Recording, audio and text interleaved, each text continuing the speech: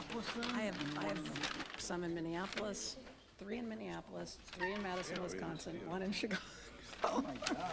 Oh my God.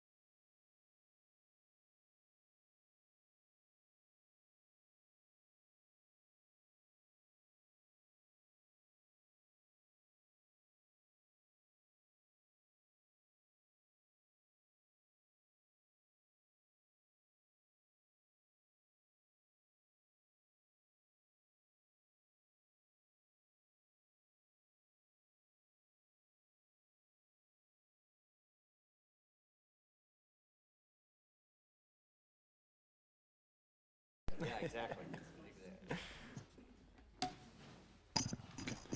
Ladies and gentlemen, welcome to the City of Leawood Planning Commission regular session meeting for Tuesday, March 26, 2024.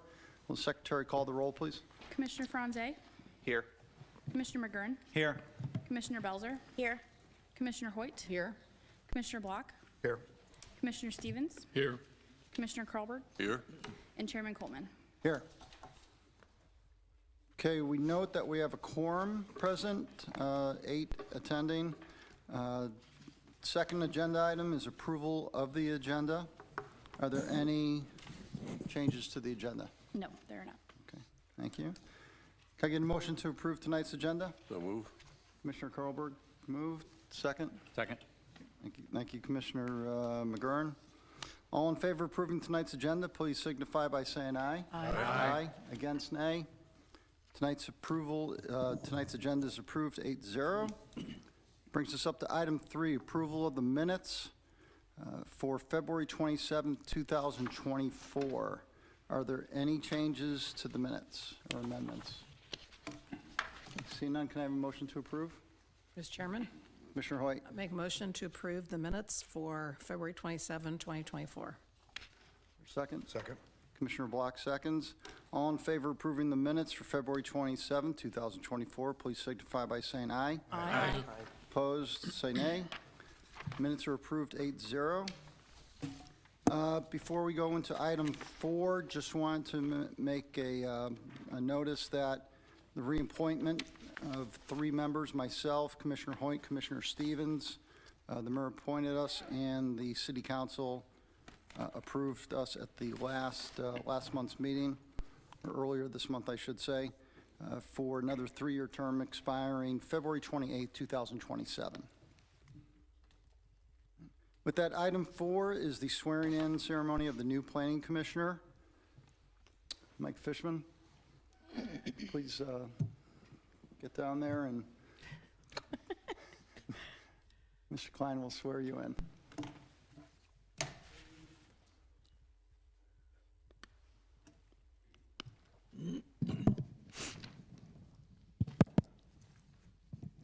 And if you could raise your right hand and repeat after me. I, Michael Fishman, do solemnly swear or affirm that I will support the Constitution of the United States and the Constitution of the State of Kansas, and faithfully discharge the duties of Ward 3 council member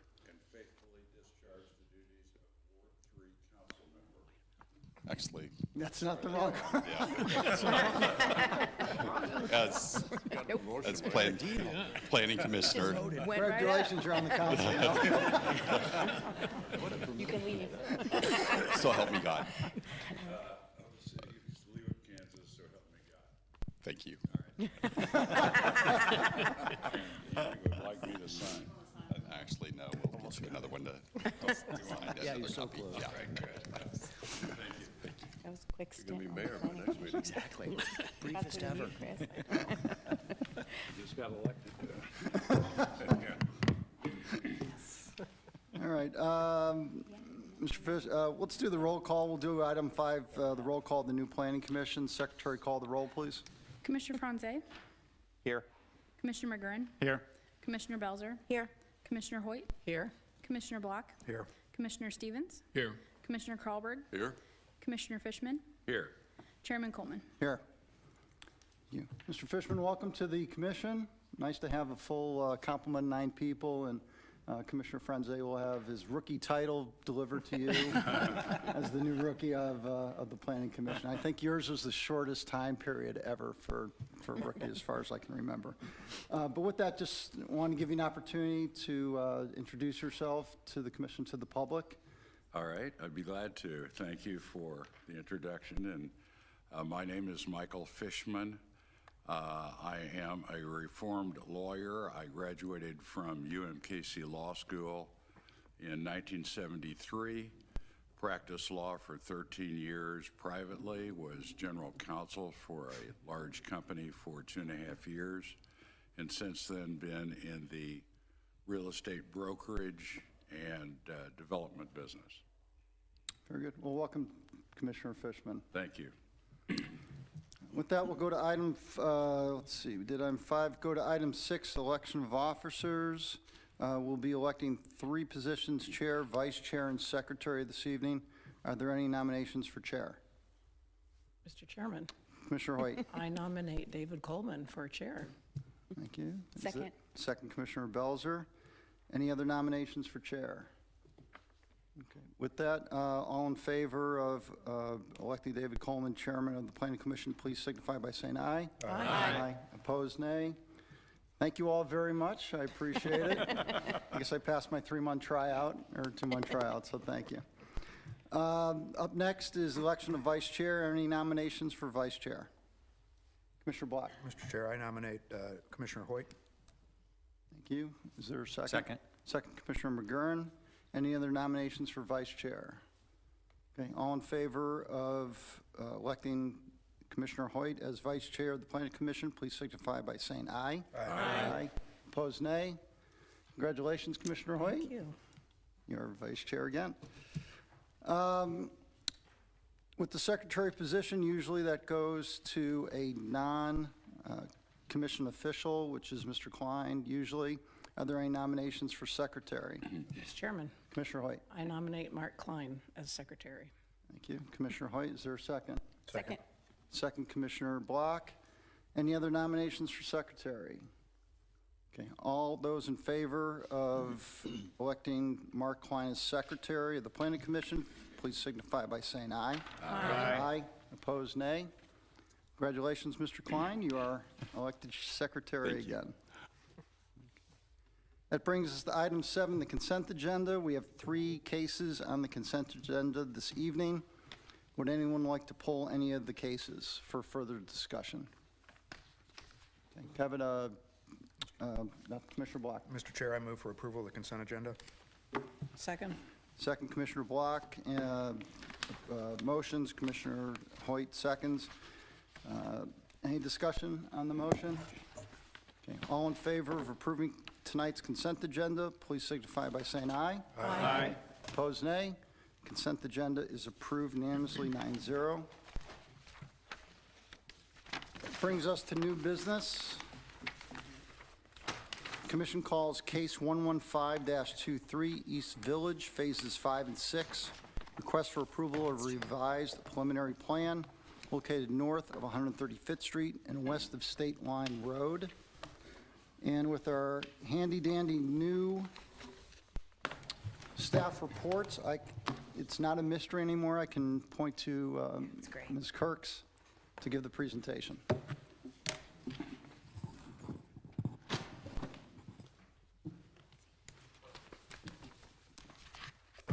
Thank you, Mr. Chair, members of the Planning Commission, Michelle Cricks, Leawood Planning Department.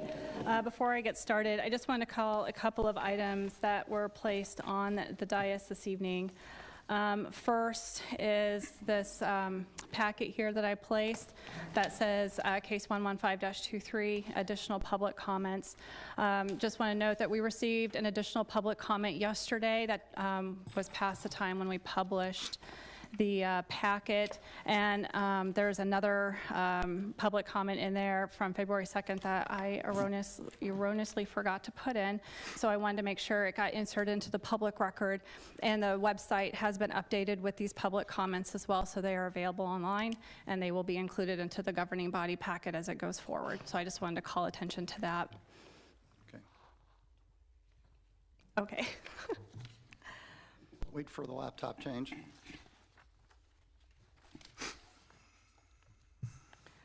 So this is case 115-23, a revised preliminary development plan for East Village phases 5 and 6.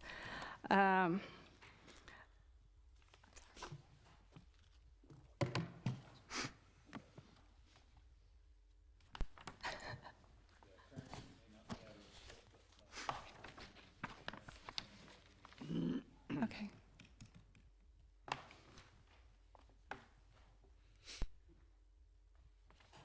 I'm fine up here.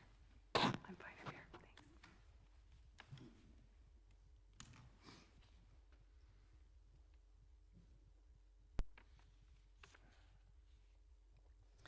Thanks. Sorry, this is a request for a revised preliminary development plan for phases 5 and 6.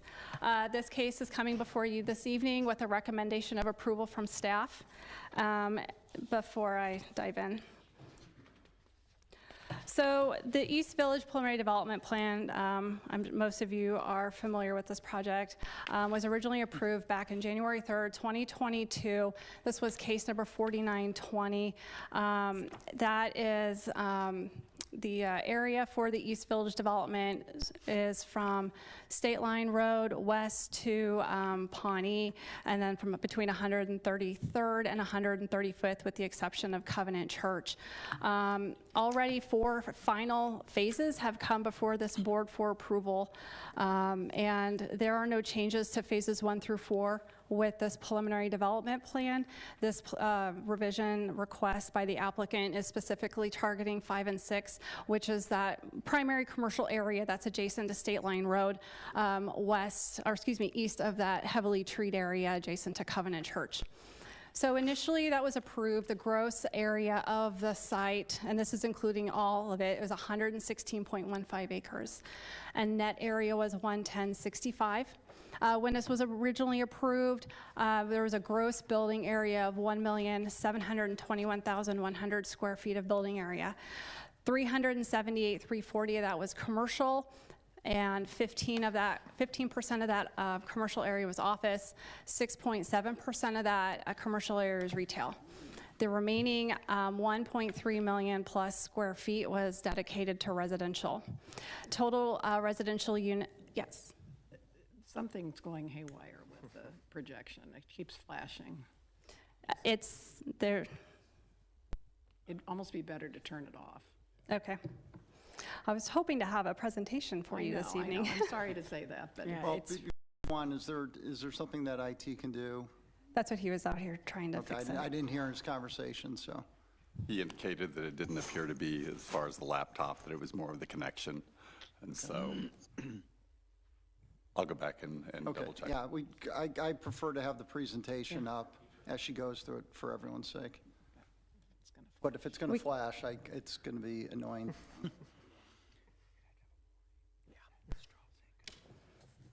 it's very stroby. Please continue.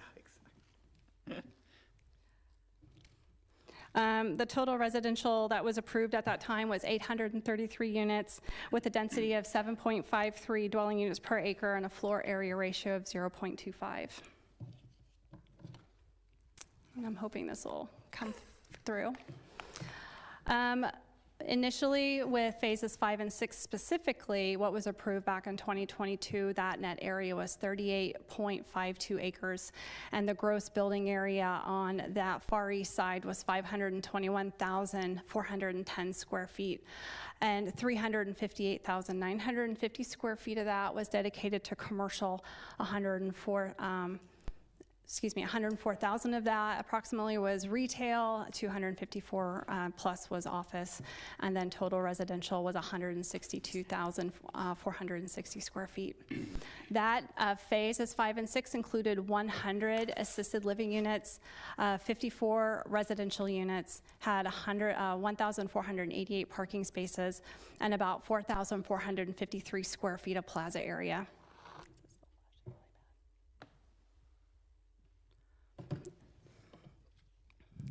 So what is being proposed with this update is an increase in the gross building area by 67,993 square feet. So that's a reduction in commercial space by about 9,700 square feet, and an increase in residential of 77,723 square feet. 2 live-work units that were initially proposed with that original plan are no longer part of this plan, and that equated to 40 dwelling units. The previously approved assisted living facility that was being proposed is also no longer part of this project. And in its place is 160 residential units with a 55 plus active adult living facility.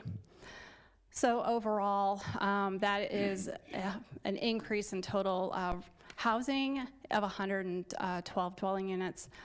Parking in this area is proposed to decrease by 35 spaces. And again, I just want to stress there are no proposed changes to phases 1 and 4, which already have final plans approved by this board and the governing body.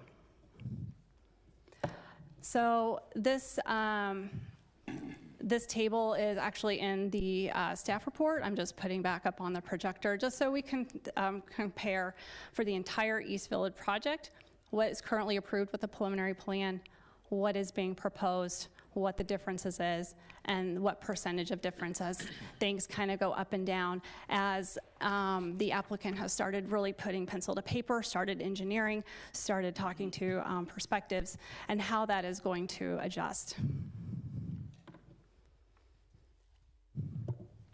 And then specifically phases 5 and 6, again, I did the same thing. This is in the staff report.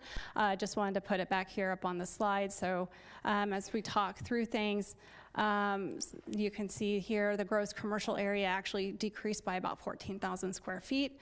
Office increased, retail decreased, residential did increase, and the total residential units for the phases 5 and 6 did go up 120 units. And then also something I want to highlight too is the plaza area in phases 5 and 6 increased by over 200%. And as we go through, we'll see kind of where those some plaza spaces are. So this is just kind of a quick snapshot of the revised preliminary development plan that we'll be discussing this evening. The applicant did break it into two parts, so the easiest way to make it clearly visible was to kind of put that back on here as two parts. But this is all in the packet, and we'll now go through it by step by step. So as I broke it out in the staff report, I broke it out, kind of trying to highlight where the changes are and give kind of a visual along with some text. So this is the northern end, so this is going to be the northern third that's closest to 133rd and State Line Road. So first change I want to talk about is building AA. That is outlined in red. Originally, that was proposed to be an office space. The applicant is now proposing that to be an office or a daycare. And down on the bottom slide, you can see where they have the building AA is up against the street, but then there's a possible play area on the north side. Building X, which is highlighted in blue, and it's going to be at the very northeast corner of the development. Originally, that was proposed to be an office. They are proposing now to change that to a sit-down dining establishment with some outdoor dining on the east side of the building. Building AF is outlined in green. That is going to be at the bottom left of the of both of those graphics there. That is being rotated 90 degrees, so instead of the short side being alongside that road, it's now going to be more kind of linear along that road. And then building W, originally proposed to be kind of along that internal road, is now going to be pushed along State Line Road, but a new building is proposed then to take its place as building Y. Also included with this plan that wasn't there before are two plaza areas, and one is just north of AE and the other one is going to be adjacent to Y. And I apologize, my green dot there has gotten all messed up. So this is going to be the central portion. This is going to be along that internal road off of State Line Road. So there are no changes to the brownstones, which are those living units that were there right along that central drive. However, AD, which is that outlined in red, that was originally the assisted living facility that was going to be close to that tree area and that walking trail. Those are now proposed to be buildings AE and AB, and those are all going to be office space, and those do also include underground parking for each building. Adjacent to the brownstones, so we'd be between the brownstones and buildings AE and AB, we now have building AJ and AK. Those are both single-story office buildings proposed. Those are new additions. And then building T, outlined in green, that's going to be kind of the bottom part of both of those graphics. Building T in that general location has gone away, and I will bring back building T when we talk about the south end. So this is the southern portion of the development of this phase. And we'll just dive right in here. So buildings A, B, and AE outlined in red are now, that is the proposed location of the active adult living facility, that 55 and older, those apartments, 160 units. Also includes attached structured parking. There's a private plaza area on the north side of that building proposed. Building T, outlined in green, that is going to be along State Line Road. That is now being proposed as a coffee shop with a drive-through and also a retail. Now that building is kind of attached by a canopy, so the drive-through actually would go under the canopy around the shorter part of the coffee shop of the building. Building Q is in blue. That is a new addition, and it's an office space along that internals road. Building P and Q on that top rendering has changed just a bit. Building P is proposed to be a specialty retail store, And building P1 is an additional retail space right adjacent to 135th Street. Building R is proposing to add a drive-through. It was planned to be a bank, and they would like to propose to add a drive-through for the bank adjacent to that building. And then finally, building S, outlined in brown, is expanded to get a little bigger. There are several plaza areas being proposed down on the south end. There's a large plaza area being proposed adjacent to the active adult building. There's a plaza area proposed to be north of building Q. There's a plaza area located, proposed to be located at State Line and 135th Street.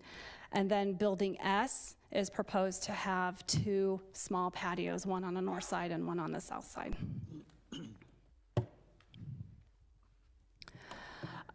The applicant is also requesting a deviation with this request. So section 16-2-6.4 does allow for projects incorporating excessive open space to have up to a 15% increase in the floor area ratio. So the project, as it's being proposed, is a little bit over that 0.25 FAR. It's not quite to 0.26. So the applicant is requesting a deviation of about 26,130 square feet of that excess open space to be granted to be able to go above the 0.25 floor area ratio just up to 0.26. And that, Mr. Chair, as I stated initially, staff is recommending approval of this project. I also do want to point out there's a memo from me on the dais about 3 proposed changes to stipulations.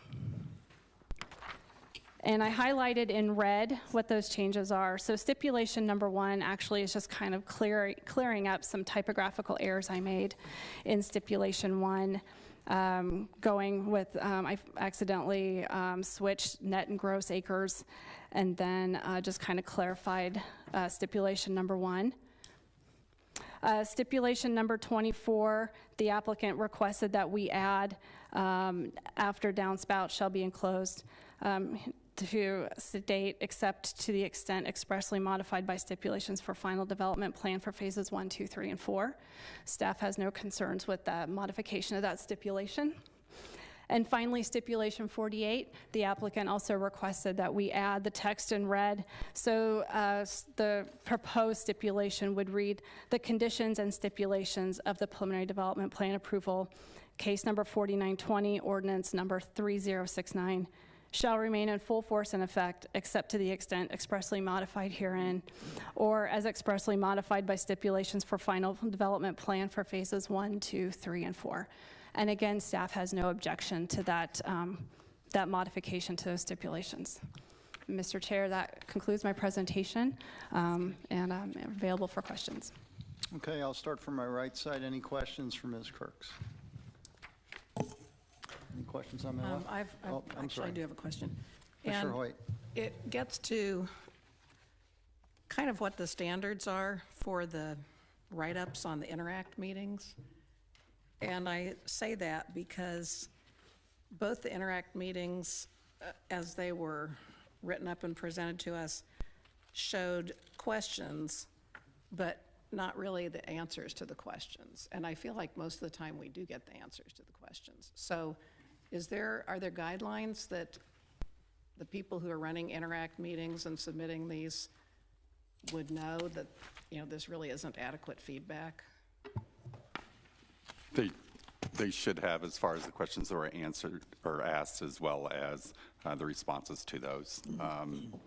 And we will talk with the applicant. Okay. Because it was actually that way on both Interact write-ups. And I found myself waiting to see what the answers were, and then it was just a global answers were given, and, that just doesn't seem like that would be adequate. Any other questions from my right? No? Any questions from my left? Commissioner Block? Michelle, the live work, do you know if that was a rent offering? I don't know if those were proposed to be rentals or ownership. That might be a good question to ask the applicant what his initial intentions were for that live-work unit. And that was 70 units? No, that was a total of, there were 20 units on each side of those live-work units, so a total of 40 units. And then, I think, I didn't see it anywhere in the packet unless I missed it, the active adult, what's it called? Living center. Yeah, living center. I think you referenced it verbally as 55 and older, but how would you define that, and how is that enforced? That would be up to who is eventually going to construct that. That was our understanding, that the intention was to be more of an active adult, senior 55 and older living facility. That is, probably a good question to talk with the applicant further on what their intention is, but I believe that there's I don't know, I apologize, I honestly can't remember if the developer intended to construct that himself and then turn it over, or if the operator would intend to, but that might be a good question to get clarification from them. So I know in other cases, we've had conversations about can't require someone to rent versus own. How does this work in this case with, if the applicant says it's going to be 55 or whatever the number is, and somewhere down the line they decide to change that? Is that possible? I mean, is that enforceable from the city's perspective if we approve an application and they say that it's going to be 55 and it becomes something else? As far as the renter versus ownership, I don't think we could do that, but as far as the number, that is something that we'd have the ability, if it changes by more than 5%, then they're required to go back to a preliminary plan where they have to do a notification to all the surrounding. That's just number of units, not the owner demographic or age or whatever the case. Currently, right now, the way it's shown on the plan is age restricted, but he could come back at another time and change that. So he would have to ask for permission to change that to a use for to just make it apartments, basically. This is Marcy Knight with Legal. I don't actually know the answer to that question. I can look for it, I'd be but. interested. Me too. And then the brown square, you might have mentioned this. This is in the southeast corner. I think in the packet, it referenced the brown square, but it didn't say what the use is. And maybe you said it verbally and I missed it. It's retail. So the one that's, okay. And then there are two buildings in the yellow square that are also retail. Correct. And then, so what's the difference between specialty retail versus retail space? I believe the specialty retail and the developer or an applicant can go into a more conversation about it, but it's staff's understanding that that's actually proposed to be some sort of specialty grocer. But beyond that kind of very broad brush, I don't know beyond that, but that's my understanding, is some sort of a grocer type of service. Whereas the others would be more just just like I guess we would think of as a. Correct. Okay. I think that's all I have for now. Thank you. Thank you. I have another question. Commissioner Or if Hoyt. you want to keep. When this assisted living center change came, and now we're looking at essentially an apartment building for 55 and over people. I read through the city engineer's report where it discusses the traffic impact and lack thereof of some of the other modifications. But I remember specifically when we were talking about traffic in some of the early plans, when we were talking about assisted living, the assumption was that doesn't produce much traffic at all. Well, this is going to produce more traffic, and I don't see that mentioned in the traffic assessment. But also, the parking situation was a little curious, because there again, we were told, well, we don't need many parking spaces for assisted living. And now with this plan, we're actually down parking spaces beyond that. And I know that there was an analysis in the report that said that, it wanted to make the case that parking was covered adequately. I'm still just trying to piece that together and make sure that that makes logical sense. And I think as far as the applicant's traffic engineer would be able to answer some of the questions with regard to as far as the impact. Public Works did take a look at it, but it would be their traffic engineer that would probably be better to explain it. Okay. I just thought of a question. Going down, Commissioner Carlberg. I just have a clarification on Commissioner Hoyt's comment about the responses for the Interact. Are those forthcoming in this meeting, or how will those be addressed? We can ask the applicant to kind of give maybe an overall assessment of what was discussed and how they answered some of those questions. Okay, thank Staff you. typically doesn't attend those Okay. Interact meetings. That's typically just between the applicant and the residents. Okay, how's that usually documented in a final submittal to the commission? It just with a memo from the applicant along with the sign-in sheet. And they're supposed to jot down exactly, what the questions were and what the responses were. Thank you. Any other questions from my left? Any other questions? Commissioner Belzer. Also, continuing from Commissioner Hoyt's questions about the 55 and older. So when it was a memory care or assisted living, there wasn't a 3-story garage attached with that structure, was there? No, there was not. It was all surface parking. Okay. And then as far as that 3-story garage goes, is that going to, will there be any inter-parking allowed in that, or is that strictly for this apartment building? I believe it's going to be strictly for that apartment building. They are including that as part of their covered parking requirements in the MXD for residential. Okay, thank you. Any other questions? Okay, I have a couple of questions, Ms. Crooks. I know you referred to, and it's been discussed, that you referred to the active adult as 55 and over, but our staff report specifically states active adults, which is a little very hazy. I mean, all of us could live in there, I guess, if we wanted to, but we're in varied ages. Is there any definition that you have from a planning perspective of active adults as opposed to just a regular apartment complex? Actually, as far as, in talking with legal, I think as far as if you want to really nail that down, as far as whether it's age-restricted active adults, that's something that you would include in the stipulations, and therefore, if it came back to if they wanted to come back and change it, then they would need to come back and change that stipulation that's there. Staff was supportive as far as more residential in this area, because that was something that was actually discussed at the time of preliminary, that it would be nice to have more residential in this section, so you have actually more of a mix of uses that are located there, and that you could actually have people who would get out of the apartments and everything, be able to walk to the various uses. So that's one of the reasons why we supported as far as what used to be assisted living that was there. Chances are they wouldn't really get out into the development as much, and an assisted living requires a special use permit. An active adult or age-restricted active adult does not. So if you have independent living or assisted living special use permit, if you just have an age-restricted, there is no special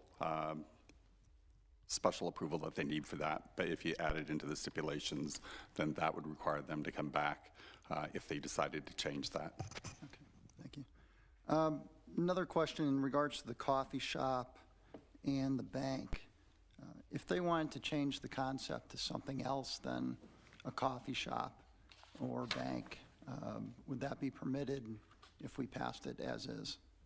All drive-through, well, they're associated with the drive-throughs, and the drive-throughs require a special use permit. So anytime Leawood requires the special use permit are actually issued to the operator, not for the general use. So if that operator changed hands, say if a coffee establishment were approved in the future with a special use permit, they go out of business, a new coffee shop wants to come in, they got to go through a special use permit process again, which also includes a special use permit, a preliminary and final development plan to be associated with that, and any sort of technical studies that would be required and would be just reviewed then on a whole kind of a fresh a fresh canvas, so to speak. Okay, well, let me ask you another question on that, since you brought up. If a special use permit is required for a drive-through, does a bank need a special use permit as well? Yes, Okay, so any drive-through whatsoever needs a special use permit? correct. Okay, Can I ask it? okay. It that- follows up on that point, and that is that, Okay, Commissioner Hoyt. so if a drive-through needs a special use permit, even though the text of this proposal says it's coffee shop with a drive-through, we're really not approving a drive-through.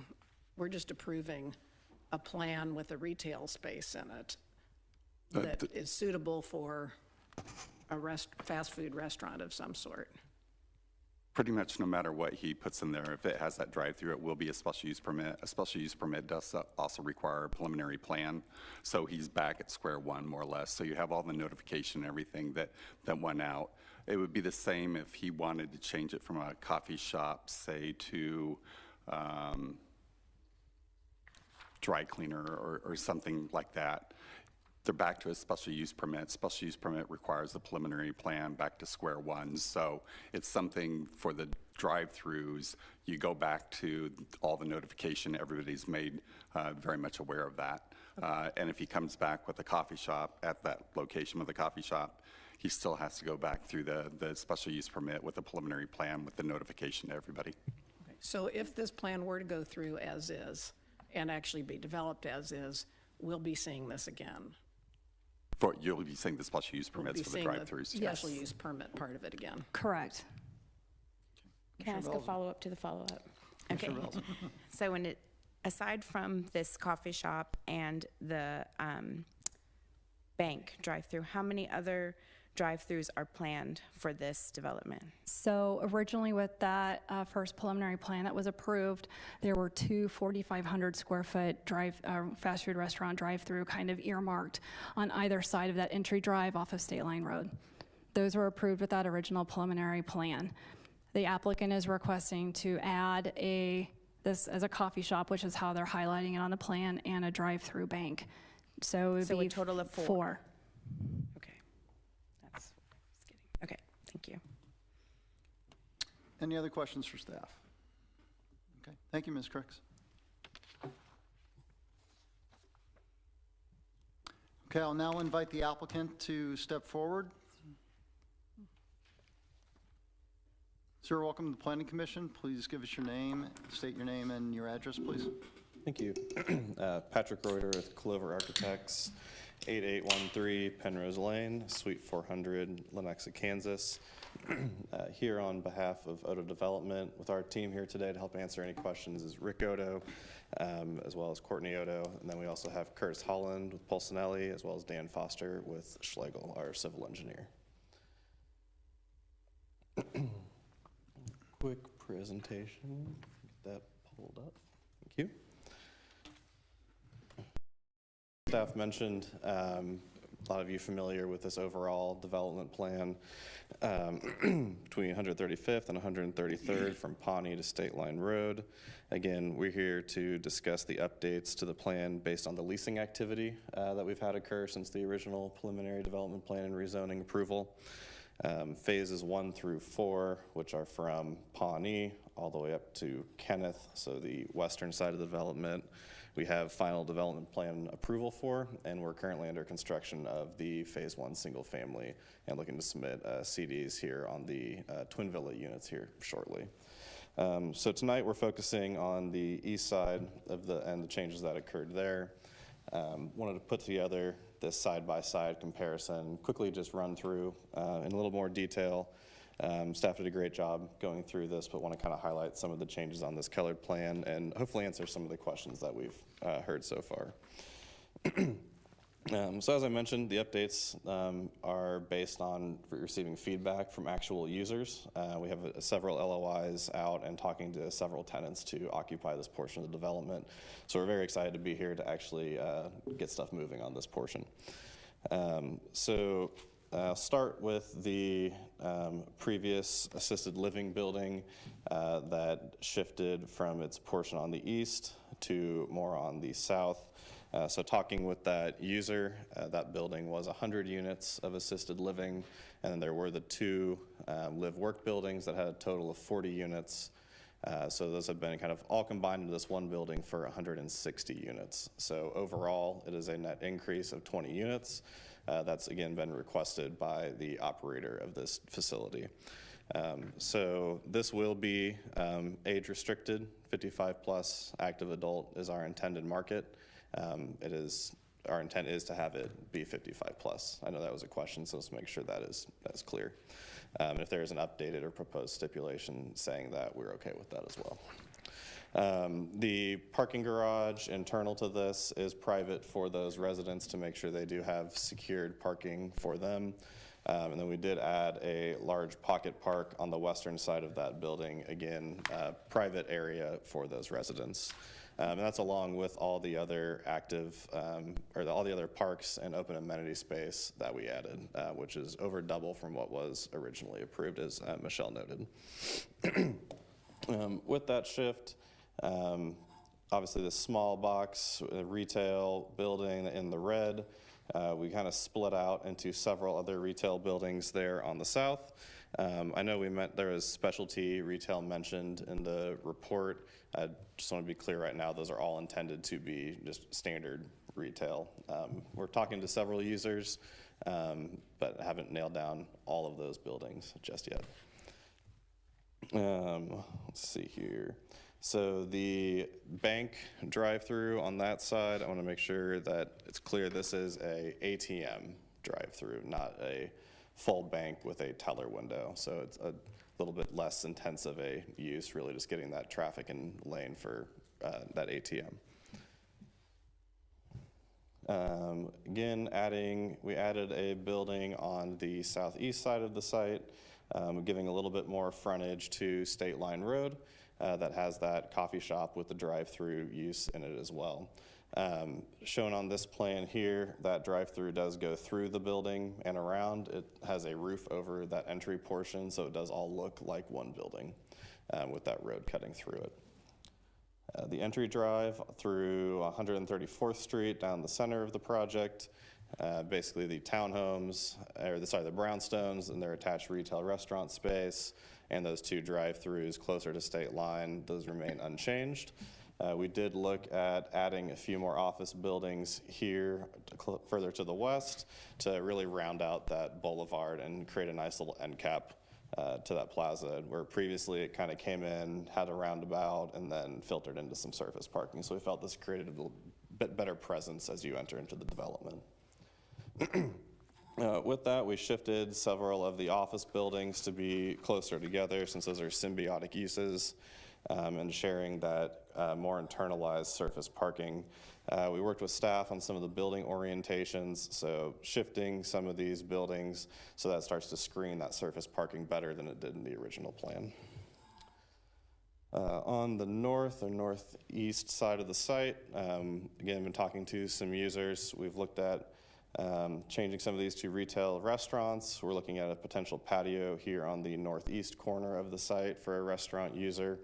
And then the AA building just to the west of this north-south drive. We've been talking to a daycare type user, which was originally presented or shown, anticipated in the PDP, but we've fixed some of the parking fields so it's closer to the building and actually clarified that exact area where we think that play area will be on the north side of the building. One other item on the green areas, we're still preserving similar amounts of natural open space with the building shifts on the west side of the property, that we had some natural open space to the east of this live-work building.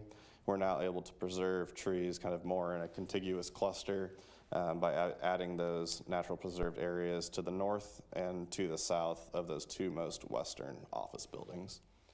With this phase 5, we will be constructing the remaining portion of the bike trail, which is along the western side of this side of the property or the east side of the church property. So it's that north-south section that occurs from the roundabout all the way north to 133rd. Real quick to blow up some of these sides for connectivity. As staff mentioned, we've looked at all the sidewalks and kind of increased a lot of the connections and had time to further refine those to increase walkability throughout the site. So all the red dashed lines indicate all the different sidewalk connections. So this first slide is looking at the north half of the development. And then second slide, looking at the south side of the development. So as you can tell, we've really worked in getting sidewalks to almost every side of every building and making sure that whether the front door is on two sides for those office buildings, so we have two frontages, or getting everyone through the retail and through the parking lots, we've increased the connectivity overall. And with that, we're open to answer any questions. Okay, I'll start from my left this time. Any questions? None. Commissioner Block. What's the interest in the office space been? I know you said that in the past, that's been a difficult. It still remains a difficult thing to lease right now. So we've had a few inquiries that are more smaller square footage, not enough to kickstart any of those three-story buildings yet. And if I remember, the change from what was a preliminary plan to this is just a couple percent. It was pretty negligible as to what you're showing, at least as office now. Square footage wise? Yes, yeah, it's similar. It's still meeting the, I think it's minimum 5% retail and minimum 15% office. I think we're at 15.1% office. And yeah, so very similar to what we had previously. Meeting LD, we still are having issues leasing that amount of office space in the city though, so. And then the question I asked staff, which they weren't sure, the live work, was that a rent product previously? Correct, that was for rent originally, because it was tied to the rental of those office spaces in those buildings. Usually it gets tied to units, so yes. Okay, thanks. I think that's all I have for now. Any questions on my right? Commissioner Hoyt. So back to my question, can you talk to me a little bit about the parking and traffic ramifications of the active adult living facility versus the assisted living? Yeah, and I don't know where Rick and Kurt disappeared to on They're the right traffic. behind you. Oh, there you go. I don't know if you want to hit traffic real quick. I can hit parking. So overall, the overall parking for the center is still within the allowable limits set by the LDO, with that private parking garage for the for the senior living and the surface parking that's still out in front. It should still be adequately parked. Originally, I think we had one stall per unit for the assisted living. And right now, the parking has been updated and adjusted to still meet the 2 stalls per unit that's now required with this use. Overall, with these efficiencies that we've made, the overall surface parking reduced, but still within the allowable limits. Okay. And maybe it's in here, but I just missed it. Are these 1-bedroom, 2-bedroom, a combination of different configurations in this active adult living facility? I believe that's 1 and 2 bedroom mix. Rick Odo, President of Odo Development, 15200 West 105th Terrace, Lenexa, Kansas. We're working with another developer on this site that for an active 55, we see that it's mostly widowers, so it's mostly 1-bedrooms. And I believe they're looking at about 70% is the ratio. They told me 1-bedrooms to, and then 30% possible 2-bedrooms. There are a few couples in these things, but more than anything, they use it as a separate room for whatever purposes. Office, yeah, something like that. The average age in these things, even though they're required to be 55 and older, the average age is around 72 and up in here. And I'm sure it is in here, but how many units are in this? We're asking for 160 units, and I want to clarify something because I think Michelle mistakenly said there's 120 increase. It's only 20 unit increase on the whole site. So, because we eliminating the 20 unit live work, which is 40 units, and we had 100 unit senior living. Now we're going to 160 unit senior living. We're still keeping the villas, the brownstones in the middle. So that part is staying. And then also want to clarify on before we had an ATM machine, the bank asked for safety purposes if the ATM can be attached to the building so they don't have to have armed guards when they load the money. They thought it was safer for them. So they've asked for that ATM to be attached, and that the staff was agreed and understood that part. So the ATM is attached to a bank, or it's It not is attached to the building now, so they can fund them, they can put money in from the inside, not have to have the armored trucks with guards. And they thought it was a safety precaution. The ATMs used to be detached, and now I see they're what wanting you're them saying. back attached to the building because it's just so much safer for the people to load the money. I wasn't aware of that. Oh, I thought we talked about that, and Michelle I don't part of the understand. conversation. I'm sorry. But anyway. And if I may, just as far as a clarification with regard to the number of dwelling units, a dwelling unit is something that has to have as far as a kitchen and a bathroom facility. On the assisted living, there was no kitchen facility within those rooms, so those aren't counted toward dwelling units. So that's the reason why the discrepancy. My mistake in the understanding. I'm not trying to mislead Okay. anybody. I thought it was equal.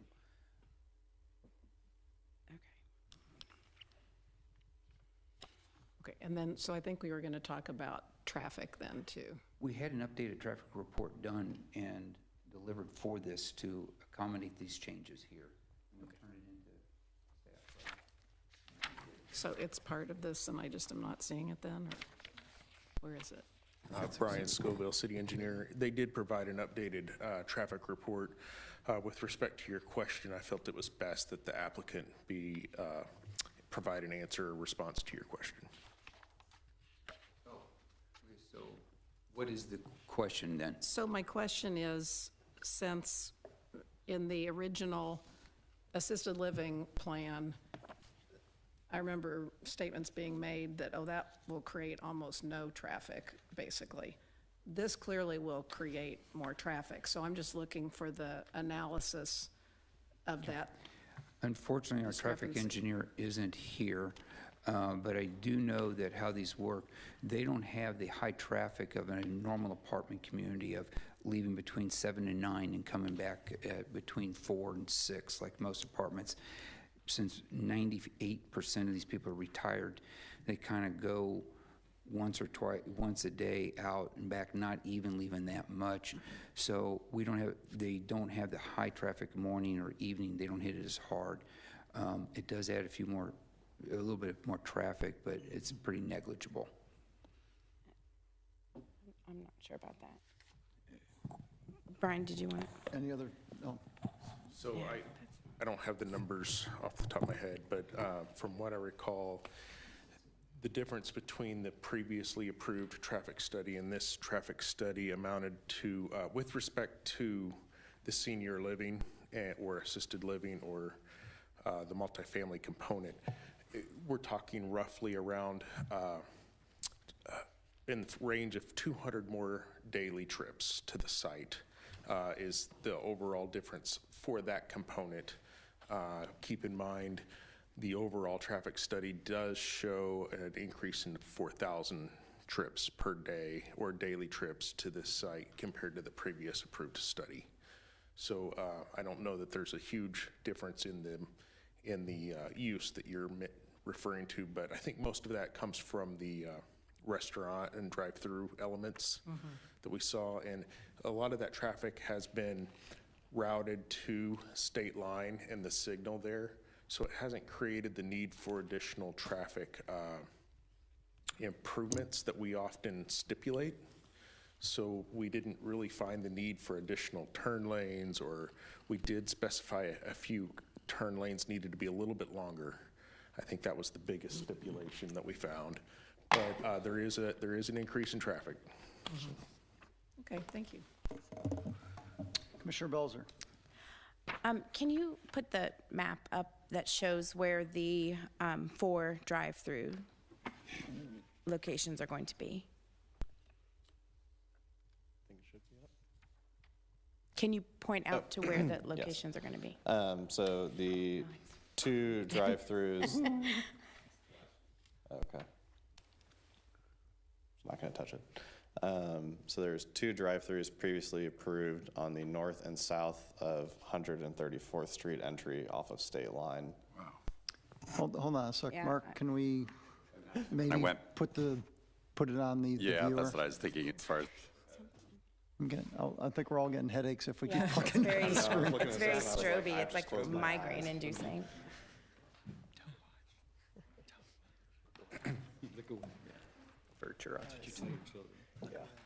So I can hold the laptop up and bring it around. Hopefully the projector will be better.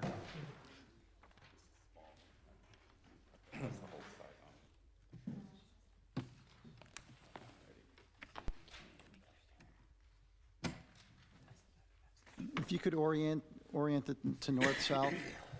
Okay, thank you. And maybe pull it out just a little bit.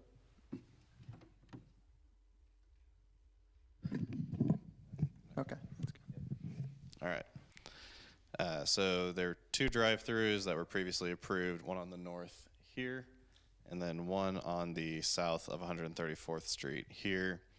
The coffee shop use is going here on the, just south of that drive-through on that building, and the attached ATM drive-through is on the far south here.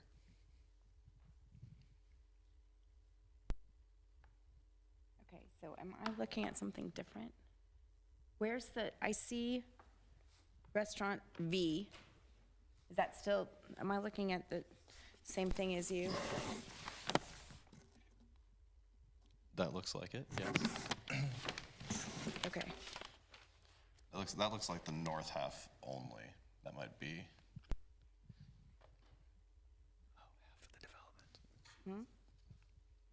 The one that's on the overhead is GL 1.2. Okay, so where is that? This is it? Okay, so this is here. Right.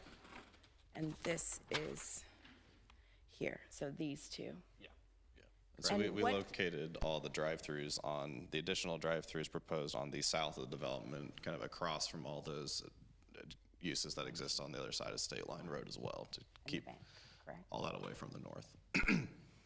Okay, so, and then the coffee shop is going to go, so just based on Starbucks across the street, which is a huge headache if you're going through that drive-through. It's really close to State Line. How are you going to orient this so it doesn't impede the flow of traffic the way that the Starbucks does on the other side of the street? So that And coffee I guess, shop I'm sorry, the same question would be for Restaurant V and Restaurant U, which is coming into they're both off of the main feeder street. So those drive-throughs, difference between the Starbucks that exists on 135th Street right now is general proximity to 135th Street. So off of State Line, you have the throat of the main drive that goes to the loop, and then users have to go either north to that drive-through or south on the loop drive, and then have to go through additional parking lot and then through the drive-through stacking lane. So we don't anticipate that those drive-throughs would back up into the parking lots alone, and definitely not into the loop road or even close to State Line.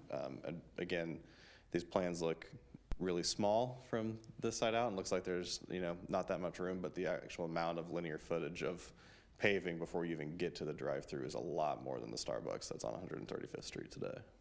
But you're not talking about the 135th Street. No, I'm not talking about 135th. I'm talking about on State Line, right across the street from, I mean- on- 33rd or on State Line. That does do exactly like this. there's on the Missouri On the side. Missouri side. Okay. I'm not 100% familiar with that Starbucks layout. So it's a similar layout to this because you go through the parking lot and then you go into the drive-through and you can access the drive-through coming from either direction and you zipper in and then you go through and around the parking lot and out. And there's backups on both streets. It's very challenging. It's very narrow. There's not a lot of access.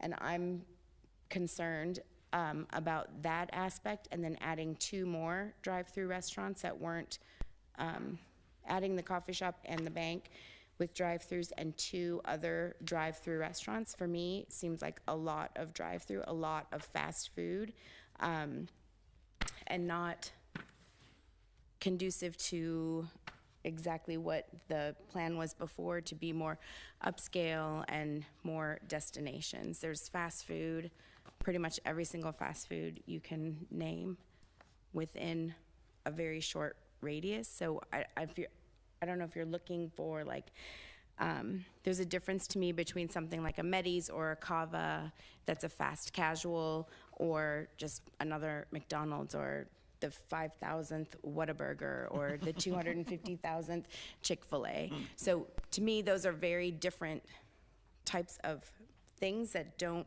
necessarily fit with the vision that you have given us over all this time about this being a more upscale type of development and not everyday, everywhere kinds of things. Commissioner Belzer, I guess I would respond to that is that we're adding, the ATM, I feel like, was always there. We already had the 2 drive-throughs. When we had the Interact meetings, and in all the meetings, everybody said they wanted a nice coffee shop. So a coffee shop requires a drive-through. We just can't have a coffee shop anymore without it. And so that's basically what we're adding here. And we have it as one. We were talking to several of them right now. And I do believe on this 40 acres or 38 acres, it's a very large area here. It can support what we hope is a coffee shop. The traffic counts are already accounting for it, part of the additional traffic report that we just did, which didn't change any service levels, by the way. They still all say the same, included a new drive-through for the coffee shop. The ATM is just a 5-car stacking, doesn't do much of anything. But go ahead. And the coffee shop drive-through, in terms of stacking, is designed to meet those requirements for that type of use. Right. What is it, 12 or 12 or 14? 12, 14 cars. So we feel like we have the stacking in there. We feel like you have to drive a little bit more than across the street. But with this, right across the street from where we're showing this building T is a car wash. don't see And it anymore. if you can see my picture, I'd appreciate this. We can't. Okay, if they can show it, this would be nice.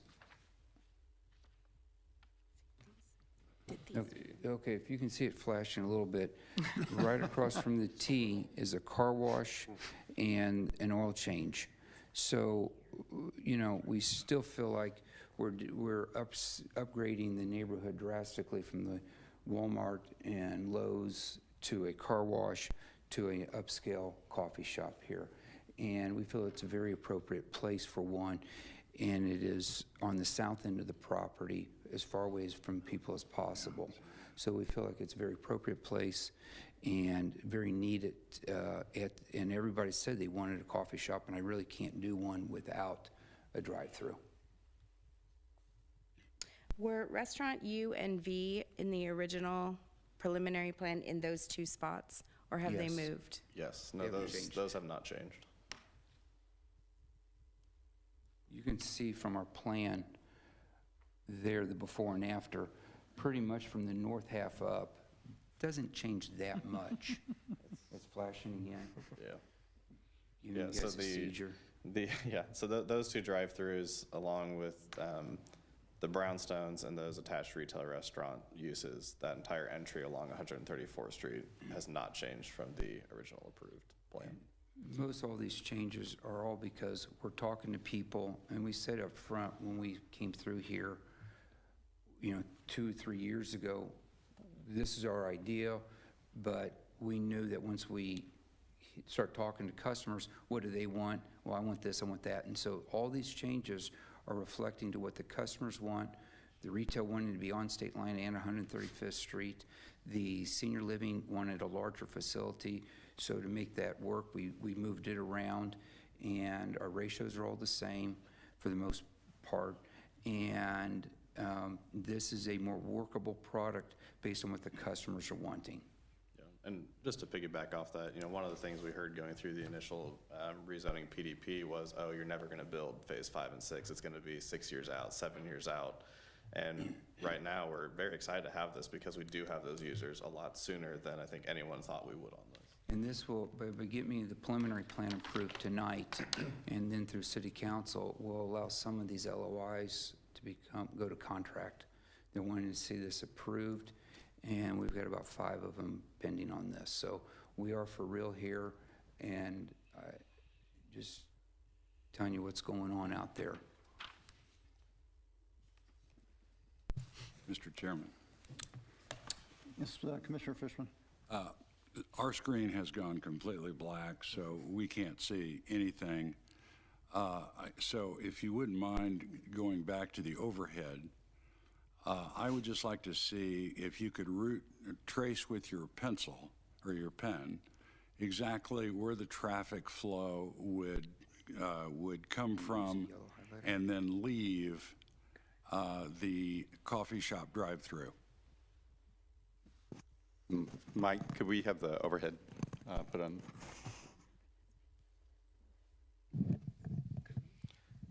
Alrighty. Traffic coming in off state line. No, this isn't going to help. Yeah, come Oh, yours is completely dark? Yeah, completely. Power, Try okay. booting it. Okay.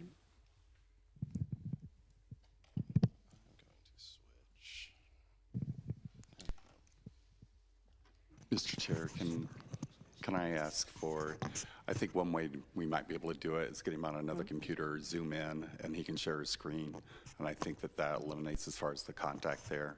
But it'll take probably a few minutes if we want to try that. Let's do this. Let's take a little bit of a break, 5-10 minutes. Let's get our IT maybe situated, and then let us know when we need to come back.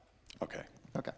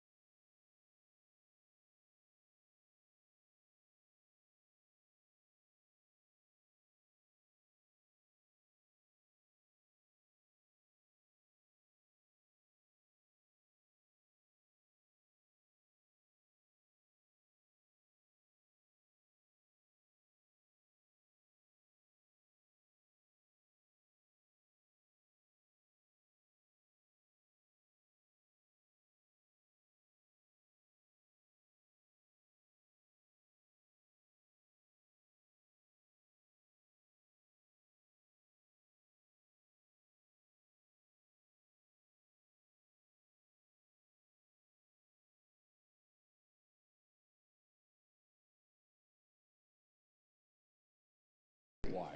All right, I was ready with the flash drive. Okay, the commission will come to order. We have our technology back.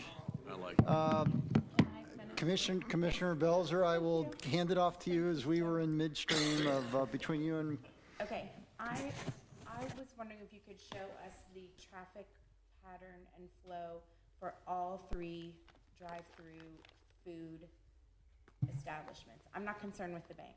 Okay. All right, let me try and kind of zoom in here. Okay. So entry sequence for these is, I guess, 2 different methods of entry. I'm just going to draw the one off state line. So coming westbound, and if you're turning north, making a right-hand turn, coming all the way up to this entry here, making a right, and then coming down to enter the queue for that restaurant, or for that drive-through there.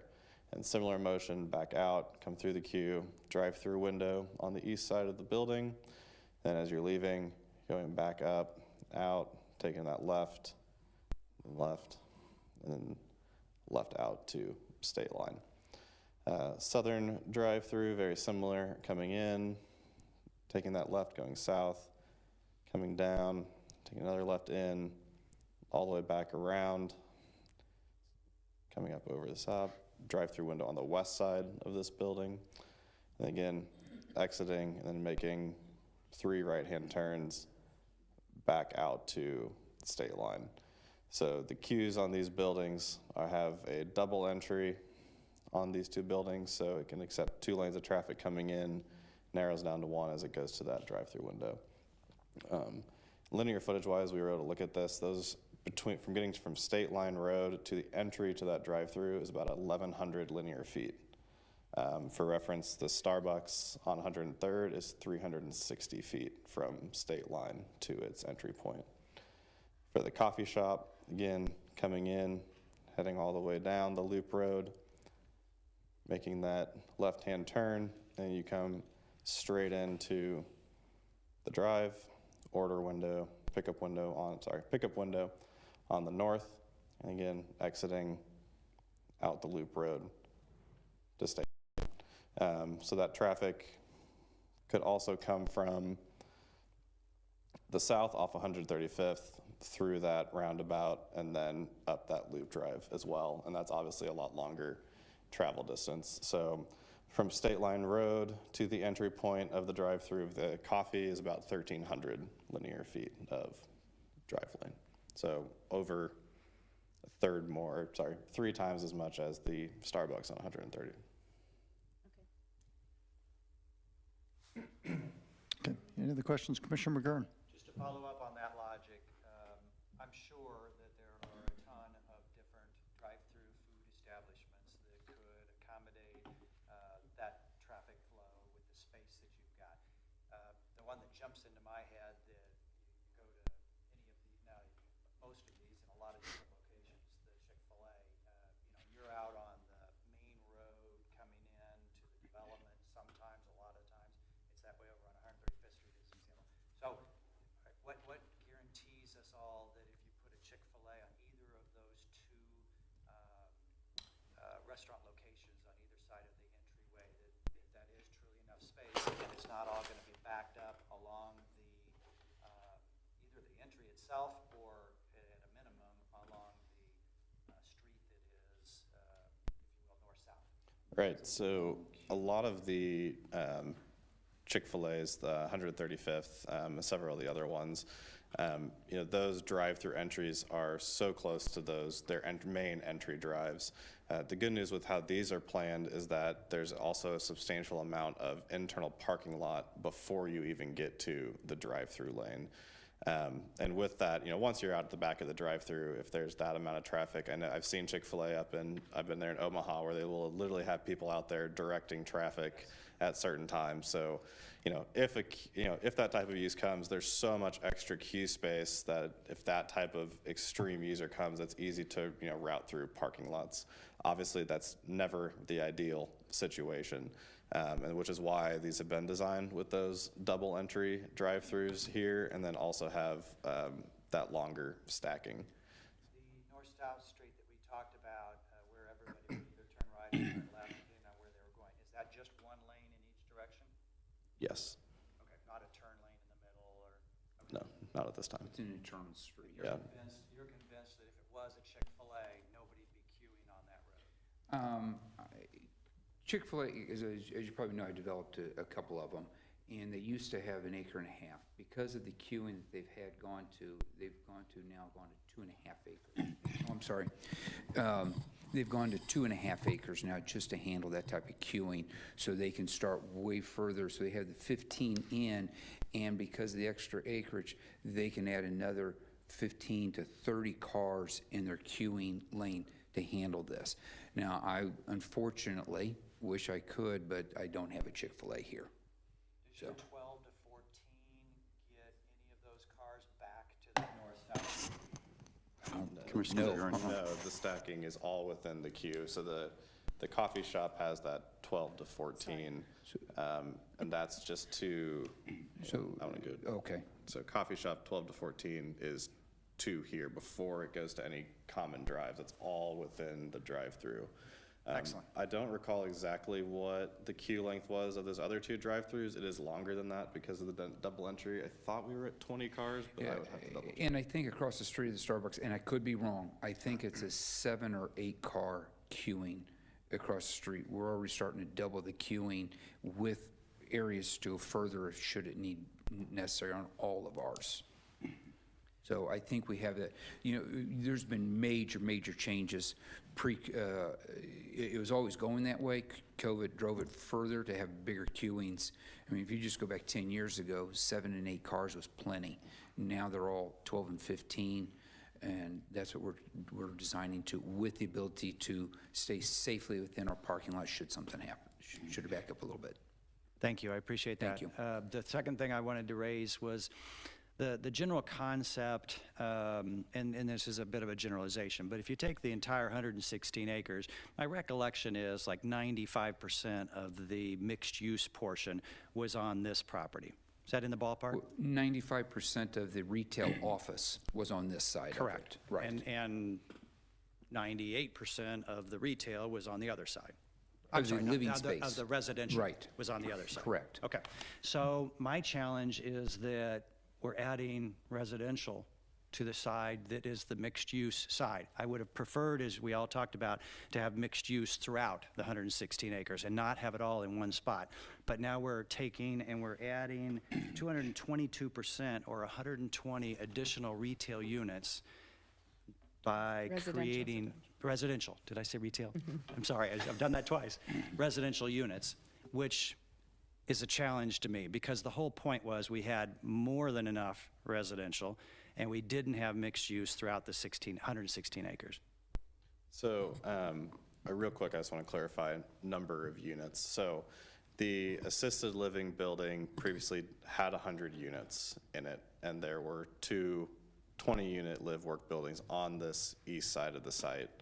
And so that's 140 units, and then the 55 plus now has 160. So there's additional 20 units on this. So Didn't we just clarify earlier that? So that's number of units. Now, when you're looking at it from a units per acre standpoint, that's where that 100 units kicks in. So it is an additional 120 units as respect to FA or units per acre. So the LDO does not count assisted living units towards units per acre. So even though those units were always there, they were never counted towards the actual units per acre number as defined by LDO. So in reality, while the paper says it's 120 added units, it's really only 20 units added from what was actually there previously. Does staff agree with that? So basically, staff calls assisted living beds because they don't really get out a lot. They don't have a kitchen facility that's located, so we don't really call them units. We call them beds, and they had 100 beds in that. And this would generate more traffic. And to get to your question with regard to the residential, if you remember, as far as the 135th Street Community Plan, it wasn't as far as homogeneous, just mixed use going across that corridor. You actually had destination streets and active pedestrian streets, and then you transitioned into neighborhood streets. So you had a a lot of streets just had residential that then feed into active pedestrian, that would then feed into, as far as these destination streets where you get kind of your node of activity. And so when the applicant brought in as far as this residential, we did see it kind of as a benefit, because now we have somebody who can actually walk out of their apartment and go up and actually participate as far as part of the live, work, and play as far as what the mixed use was about. And so that's part of the reason why staff was supportive of that. And if I may, with regard to, I know there's been a lot of discussion with regard to the drive-throughs and the special use permits. A special use permit means that it doesn't mean you're automatically approving that use. You're approving it on this preliminary plan, but they have to come back with a special use permit. Special use permit means that if it doesn't meet the circumstance of that particular location, it's not guaranteed to be approved. You don't have to approve it. So, and an example of that, say you had a Chick-fil-A and they wanted to go where the coffee shop was. Obviously, there isn't nearly enough queue length within that, and staff would not support that. And the Planning Commission and governing body would have the ability to say, no, that yes, it's a drive-through, but it doesn't fit as far as what this particular location is. So when somebody comes in with a drive-through with the special use permit, we'll have a chance to see who the user is. We'll have a chance to then take a look as far as what kind of queuing they typically have. And then you'll have a lot more information as far as whether you feel that that particular drive-through would fit that particular site. And so I just want to make sure everybody understands that just because the drive-through is shown on here, it doesn't mean that a Chick-fil-A can go on each one. In fact, originally an earlier version of this plan had a much longer drive-through. We actually had them put it around the coffee shop because we wanted to make sure that it kind of fit with the coffee shop as opposed to one of the other uses. Thank you. If I can add one more thing about this. I know we're adding the senior living, which I think is, whether it's senior living or it was senior living and what now 55, I'm still looking at it as aged care, people for stuff, and I think it's a needed product.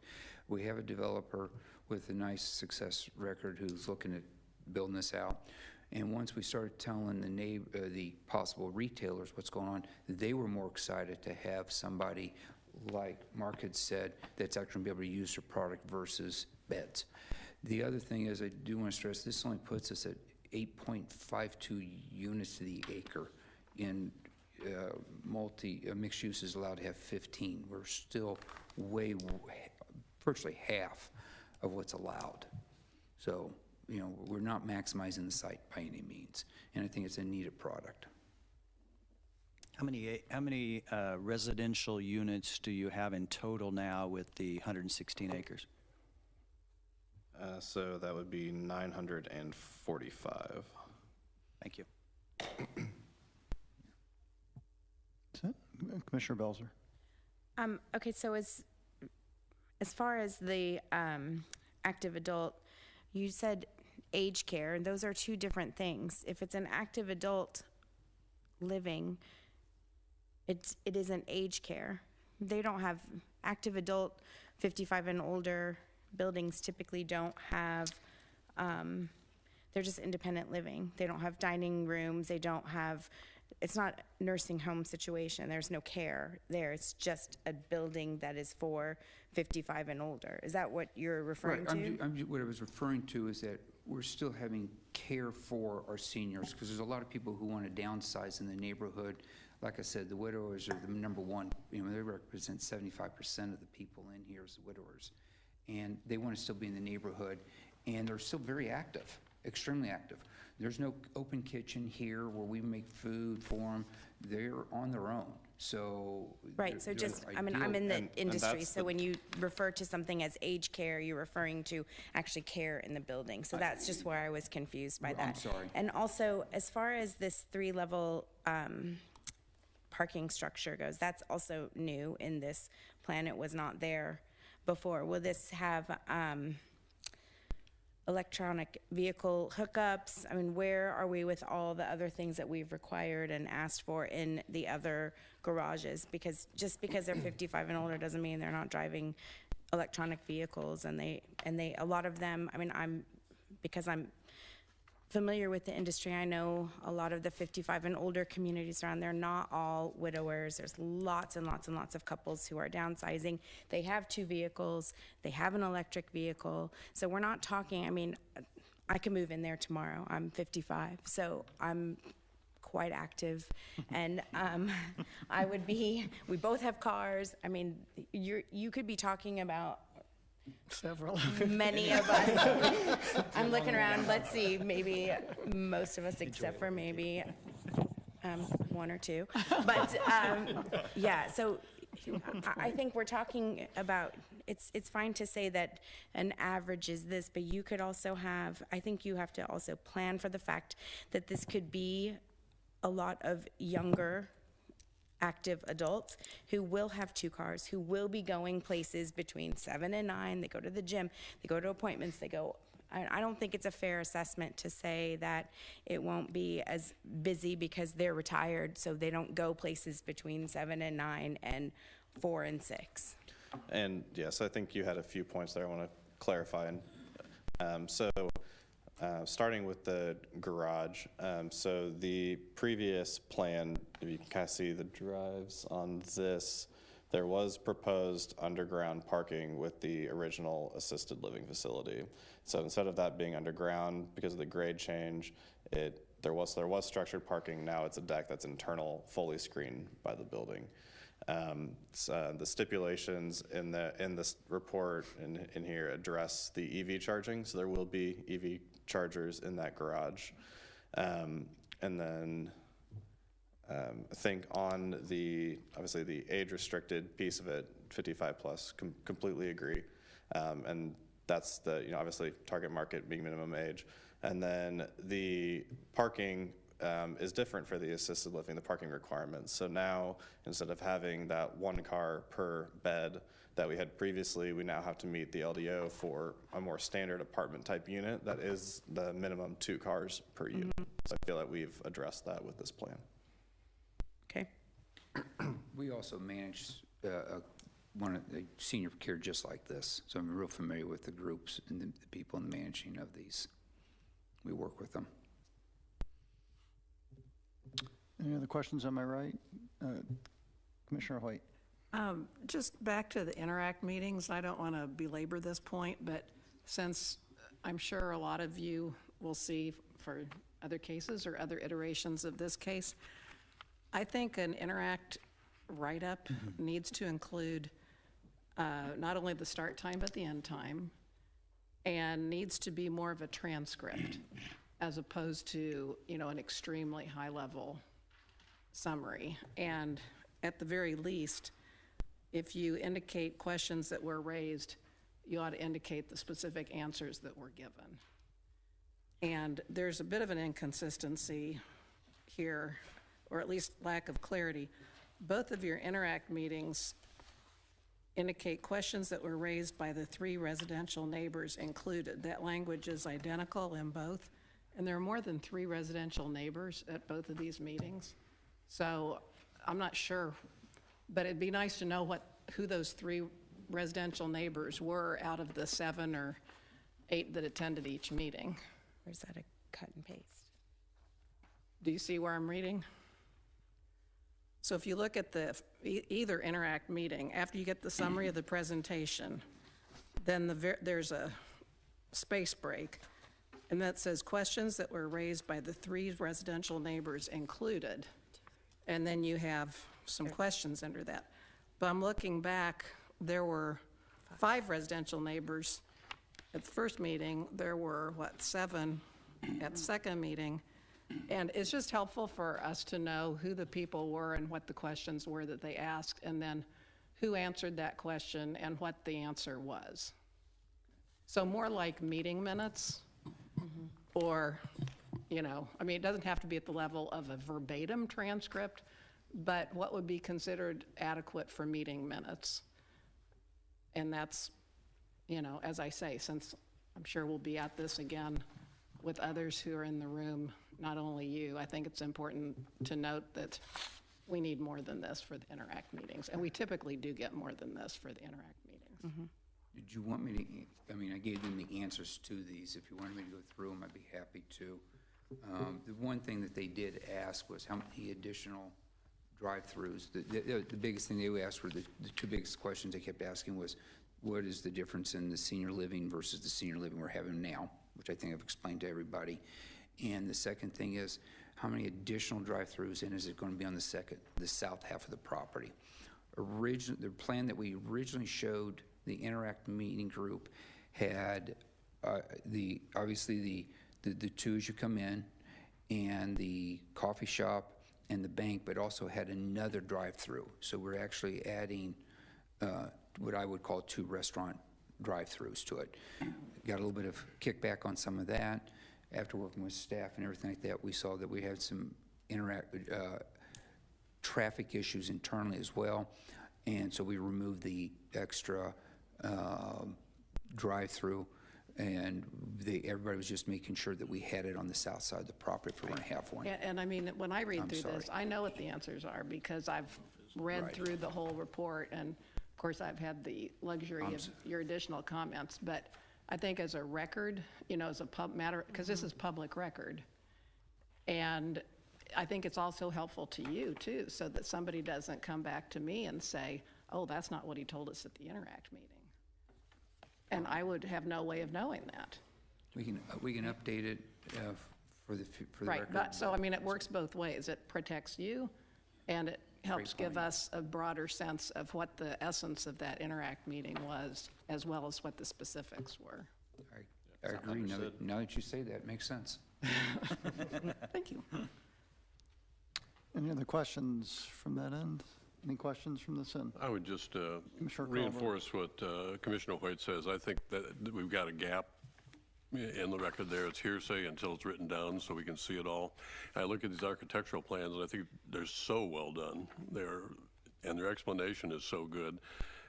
The Interact responses don't measure up to the architectural plans. Commissioner Fishman? Yes, I'd like to return for a moment to the coffee shop.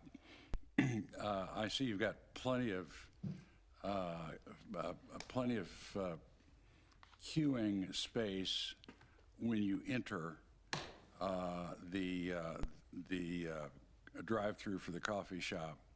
I see also when you leave the coffee shop after picking up your product, the traffic flow is into or between 2 rows of parking, one on either side. I just wonder, maybe this is a question for staff, whether or not that's a customary arrangement, or is there anything unsafe about that? A lot of times we do see as far as where one will be aligned with the drive aisle, kind of this situation. Sometimes it's hard to have it align with 2 drive aisles.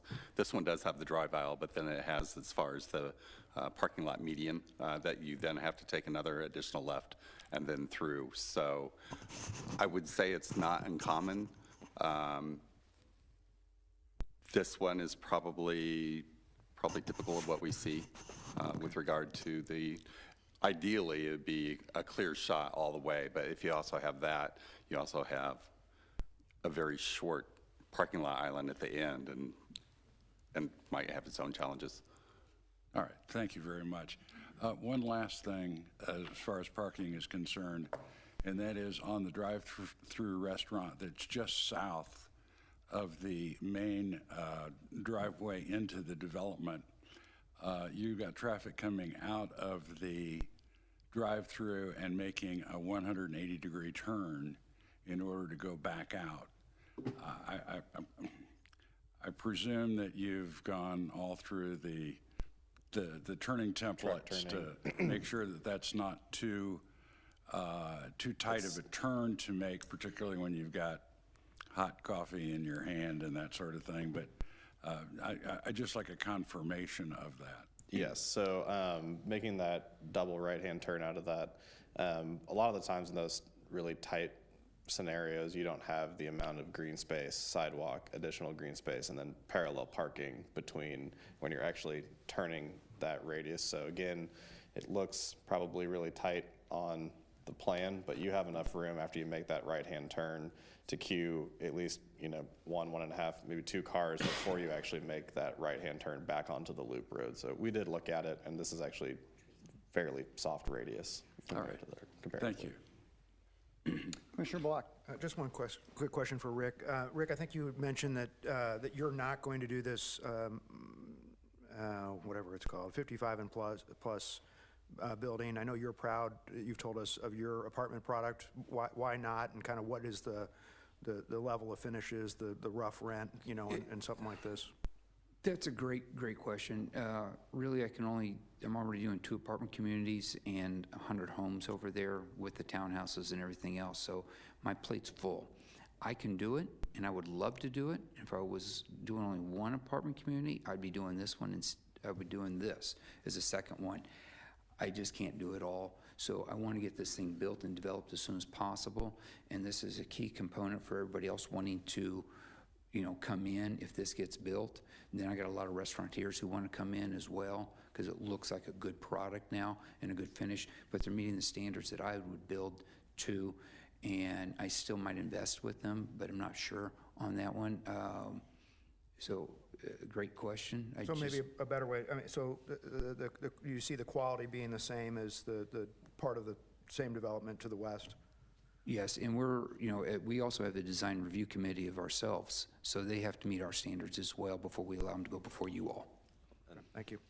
One other thing on that, so we review any design that comes into the development for all the uses, and then also, and that's against the criteria that's also been approved with this development as well, so they have to meet all those same standards. And I guess I'm more talking on the inside. I mean, I think the outside, hopefully we'll all be comfortable with, and maybe that's not what you're talking about, but I guess just knowing that we'll never see the inside, at least before this body.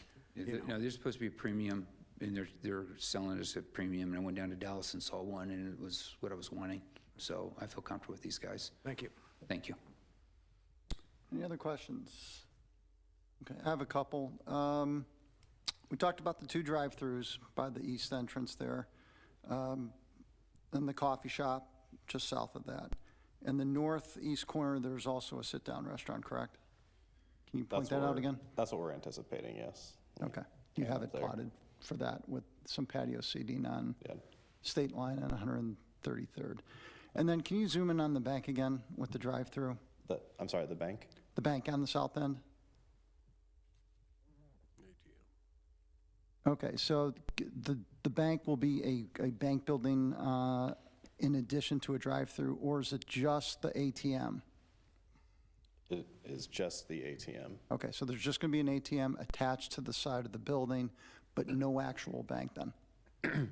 I'm sorry, say that one more time. No actual... There's just going to be an ATM attached to a building, but there's no lobby or anything of an actual bank in that building? No, there's still a bank, but Okay, so there's there's not still an a bank, it's actual... just- There's no teller window, it's just the ATM. So it's still the bank right there, so they can still, load the money from the inside, like Rick mentioned, to that ATM. It's just not a standalone ATM. Okay, but it's going to be a retail bank. People can go in. Correct. And make transactions, and there will be 1-lane drive-through for the ATM.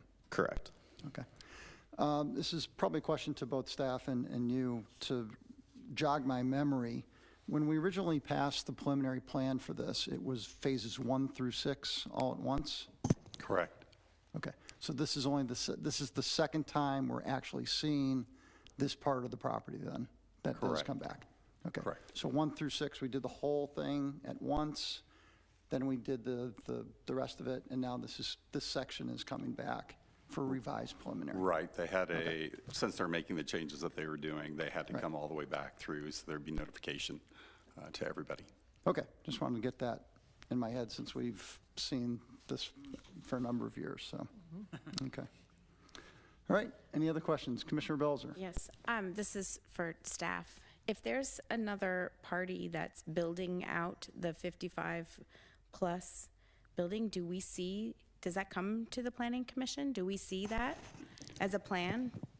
You'll see as far as a final, say they have this layout that was located there, and they're coming in to do a final on that. And it could be a different company, because a lot of times, as far as with the mixed-use development, you might have different builders who build different things. And so they would be the ones that would come in, and then yes, you would see it as a final plan, and you can see the elevations, and you see the lighting, and you see the landscaping, and all that kind of thing. Okay. Any other questions for the applicant? Okay, thank you both very much. Appreciate your time. Thank you, likewise. Since this is a revised preliminary plan, this does require a public hearing. If anyone is wishing to speak, either in favor or in opposition, has an opportunity to speak at this time. Is there anyone in the room that would like to speak on case, what is it, 115-23? Yes, sir. Sir, before we start, you'll see right on the counter there, there's a little timer that will go off. A yellow light will come on, I think, when there's I may run just a little bit over. I'll well, try not to, but sir, we're since giving I every, appear to be the only speaker, I don't think 1 or 2 minutes. well, we don't know if you're the only speaker at this time, but we'll give you 4 minutes. When the light goes on, it'll be a warning, and then a red light for the final. Okay. If you could please state your name and your address. Steve Dewar, 2211 West 132nd Street in Leawood. I will apologize in front, sitting behind. I may touch on some things that people have already touched on, but I don't hear real well, and when you're behind people speaking, it's hard to hear. So I do have a couple of things I think the commission should consider before granting approval to move this process onward. The first being the senior apartments. I attended the Enclave Interact meeting, and at that meeting, Mr. Odo told me he was building this for a third party that specializes in this type of facilities. Looking in your packet, it appears that he said at the other Interact meeting that he had a letter of intent. That would mean that he's dealing with a third company. I think it would behoove the city to do their due diligence and vet this company before giving approval. I'm sure Mr. Klein and his staff could do that in full confidentiality to protect Mr. Odo's interests in that. So I would like to see them look into that before you continue. The second item would be the third drive-through. Personally, I like the idea of a coffee shop. However, I have a hard time justifying a third drive-through when you already have 2 that have been approved that need to be filled. You can put it in there, redesign whatever you need to do, but I think those 2 should be approved prior to approving a third drive-through. When you look down the street, starting at Peanut on the north end, going to Freddy's on the south end on 150th, that's on 150 Highway, that's 0.8 of a mile. There's already 20 or 21 food establishments along there. I can't think of any other place in Kansas City that has such a concentration of dining establishments, and here we're talking about adding 4 more. The only thing I can see is comparable is I was in Springfield about a month ago on, I believe it's Glenstone. They have a mile stretch. That's nothing but restaurants, hotels and stuff. And you look at any individual building and think it's pretty nice. But you look at it together, it's very cluttered, very messy. To me, it looked trashy. And I think it's something we need to really work to avoid. I know you can't control what Missouri does, but you can control what's on the Leawood side of the street. So I think you need to tread very carefully on what you approve going forward. The next item is 133rd Street. Since Quick Trip is open, the traffic there has increased considerably. The last traffic count that I'm aware of that was done down by Seville Square was done during COVID when there was no traffic. They made some guesses as to what traffic might be, and they based a lot of their projections off of that. I think it would be beneficial to the city to do a new traffic count at that site, see what the true traffic numbers are now, and see if they coincide with the numbers that are being used in the traffic study. The other thing I've talked several times to this body and to the city city council about bike lanes, completing our sidewalks, putting in appropriate crosswalks on 133rd Street. The city has assured me they have a plan in place to expand 133rd, put bike lanes all the way through from Mission to State Line. I would like to know, do these two plans mesh? You can finish your thoughts, I've got a sir. little bit more to say, so I apologize, but I'm not going to stop. So I'd like to know, has the city taken this into account, and that their plan for 133rd is going to mesh with what is being done now? And would it be more cost efficient to the city to go ahead and do the stretch from Kenneth to State Line in conjunction and coordination with the East Village project? Okay. Thank you very much, sir. We appreciate your time coming down I've here. got one more thing, and I think this is extremely important, and I apologize. But it's the issue, if you could pull this up. Okay, this was the approved landscaping plan. As you can see, along here, we had very dense, thick landscape that extended from the natural habitat on along 133rd. What's that? Oh, you can't hear me? Oh, sorry. But anyway, it was one of the big selling points for this thing was to have this landscaping put in. Now you go to the new plan, and they've almost eliminated all of that landscaping. Part of that is to accommodate this playground.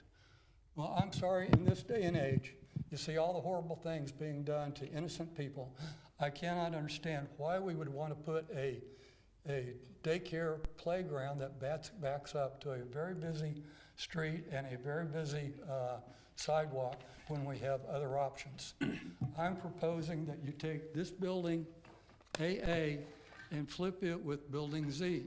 You could put the playground back here where it's hidden from prying eyes, from who knows who, back behind all the landscaping. Put this building here, put the other building, put building Z down here. You're going to lose a little bit of parking maybe, but I think a lot of that's going to be made up because the footprint of Z is smaller than AA. And you're going to be able to probably have 80% of that promised landscaping put back in there. For me, it's a no-brainer, so Okay. Thank you very much, sir. We appreciate your thoughts.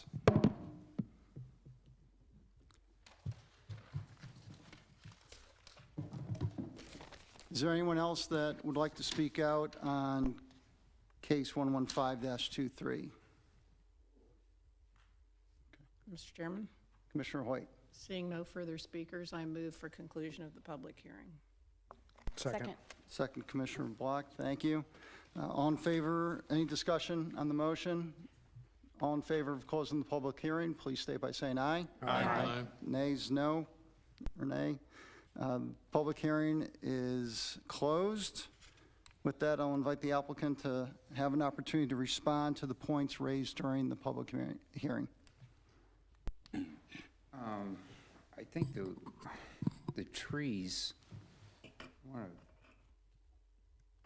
can someone pull me up here? I think the Zoom signed out. Zoom sign. Oh.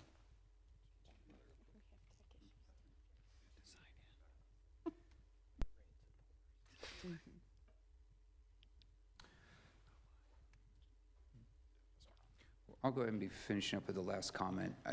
The daycare that we show is a daycare. We're hoping is a daycare. We're talking with one now. Wants to be as close to state line as possible, not hidden back off state line where it won't be seen. So it needs to be part of phase 5. So I think that needs to be where it is. And we went with staff on ordinating the building around for the playground a few times, but staff wanted the building up against the internal street, so the only place that left for the playground was the back side there, We have the same amount of trees over there.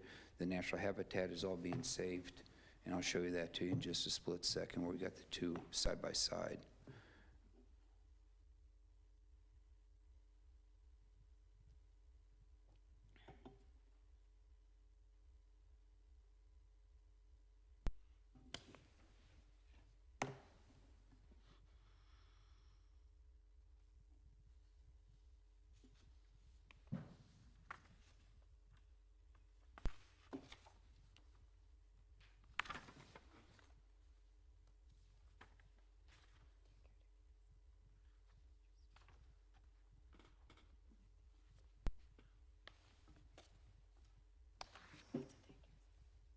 Who else loves technology?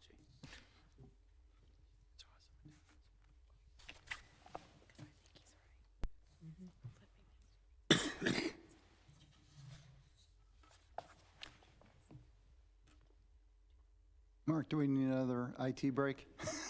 Now we'll go back to the other way just real quick, because I think the trees that we have, the natural habitat along 133rd stay the exact same. We're not touching it. And, yep, that's the picture. Oops. And the amount of trees that we have, it's the same. So I don't understand what's with that one. Was there any other question? Oh, and just the bit about the coffee shop, once again, I can't have a coffee shop without the drive-through. So we're in a situation where everybody wants one. I've got to have it to make that, and everybody wants a nice community. And also that coffee shop, by the way, will have a nice patio out front to help out with, seating, outdoor seating. Do you have something else to add to that? Okay, why don't we just hold on for a second until we can figure it out.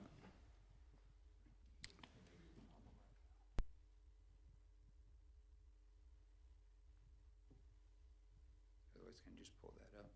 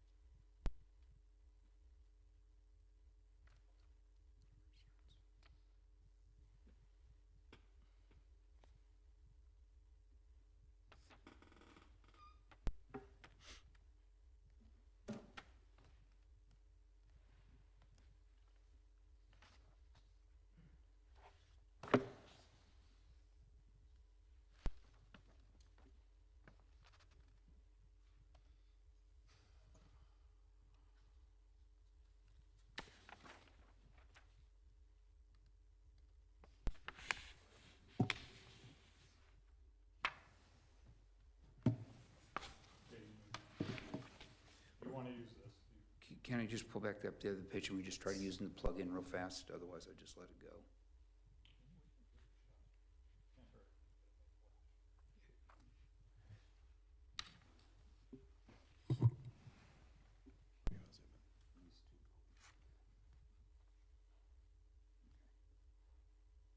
So, Are we able to see that on the screen? I think he's going back so he Okay. can flip it over.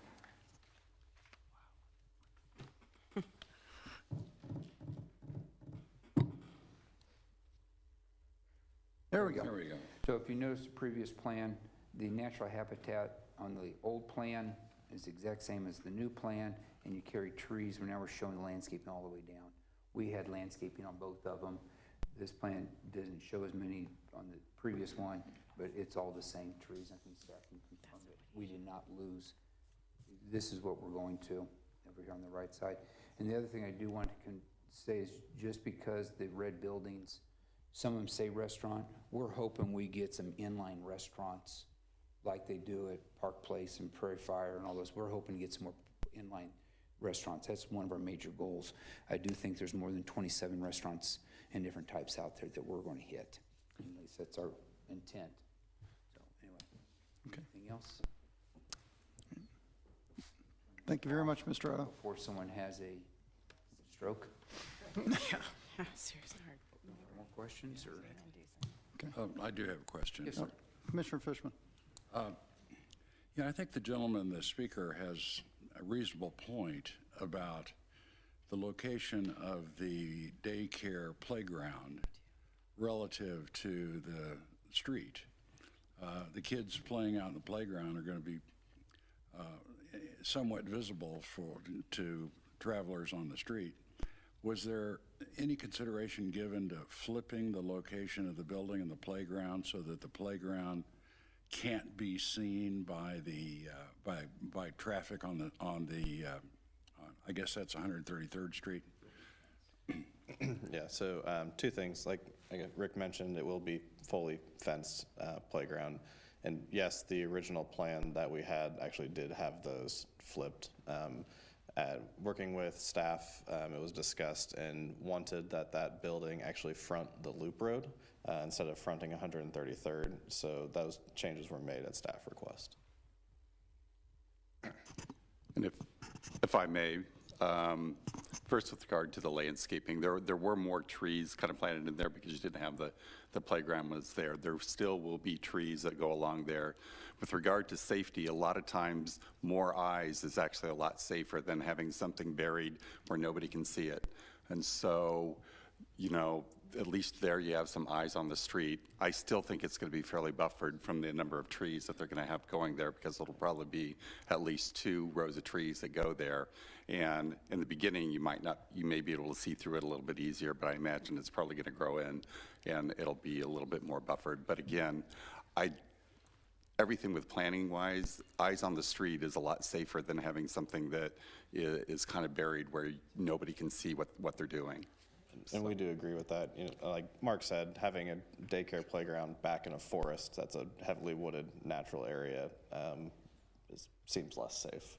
And did you mention that there would, or did you mention a fence along the side of the street where the landscaping is? Well, no, I think they're referring as far as the fence around the playground itself. The playground will be fenced. The playground will be fenced. But not, Correct. no other fence. Okay, yes, I understand. And again, this is preliminary plan layout, obviously, as we work with the intended user for this and coming back with final development plan, looking at that exact layout and how it is screened and making sure that's appropriate will be further developed at that time. Thank you. Okay, thank you very much. All right, discussion by the commission. Does anyone have anyone would like to go first or anything to say? All right, I'll start. Commissioner Blocked. Well, I wanted to say this when when the applicant was up there, and I know it was brought up by the applicant, but I do applaud them for bringing this forward. I was in that group that did not think that this part would come to fruition anytime soon, and to bring this, within a year of the other, I think is important, and I appreciate them doing that. It does offer that was the biggest, or one of the bigger concerns with the western portion was that it was, there wasn't that commercial component. And even though the commercial component is high on this side, we've kind of known that from the beginning. And this helps balance out the entire project, again, sooner than later. I do agree that residents are needed close to the retail. I know staff brought that out a couple times. To support these different things, like Park Place or other areas where you've got some of that foot traffic, kind of as a, I don't know, I guess an anchor or someone that's there consistently. I'm not very concerned. I mean, maybe initially I was, just not understanding it, but the difference in people that are living there doesn't concern me a lot. I like that the parking garage is enclosed. It can't be seen. I think it's better than surface parking. Which I know is something that we as a group have appreciated in the past, to not have as much surface parking. I do think that the stipulation should be added to ensure that it's 55 plus if that's the applicant's intent. And I don't know that I share some of the same concerns that have been brought up with queuing. I mean, I think of some other Starbucks. There's one on Briar that I visit quite often, 135th and Briar. It's about the shortest queue of any Starbucks I've ever seen, and it's not great, and this is much better than that. I know there are a lot of restaurants in this corridor But, like we've talked about, I mean, the queuing is an issue at those places. They're busy, so I would say that you need more. I guess that's opposite potentially of a lot of other people's opinion, but, it's one of those things, we, love places like Red Door and other places, but, on a Friday night, we got to wait an hour and a half to get in. So I think that there's a need for more restaurants. I think that there's a need for this that kind of helps balance it all. I think that the changes that have been made through the course of this to ensure that much of the traffic gets pushed to state line versus 133rd, which I know has been an issue or a concern, I should say, of residents to the north. I think that this, pushes it back out onto state line. From these restaurants, the highest use area is going to, potentially come into the complex and then go right back out the same way they came in, not impacting 103rd or the rest of the complex. So I think all in all, is it perfect? I don't know, I guess at this point, because we haven't seen the details of some of these buildings, but I think overall as a layout and the continuity of it, which is what I appreciated on the western side, I think will exist with this project. So, rather than do it piecemeal, I like this idea of having, some rough understanding of kind of where everything's going to be. And I think if the playground needs to be switched from one side of the building to another, I believe that would be less than 5%, so it won't require, those are little tweaks that can be made as we go along. I don't think that's a reason to hold this up as to where the playground goes, for example. So that's all I have. Thank you, Commissioner Block. Any other discussion? Commissioner Carlberg. The one thing that stuck with me is the interact and the public input, because I see our responsibility to make sure the public is heard and truly answered. And, and as I talk, I appreciate the gentleman who came up and took the time to express his opinions.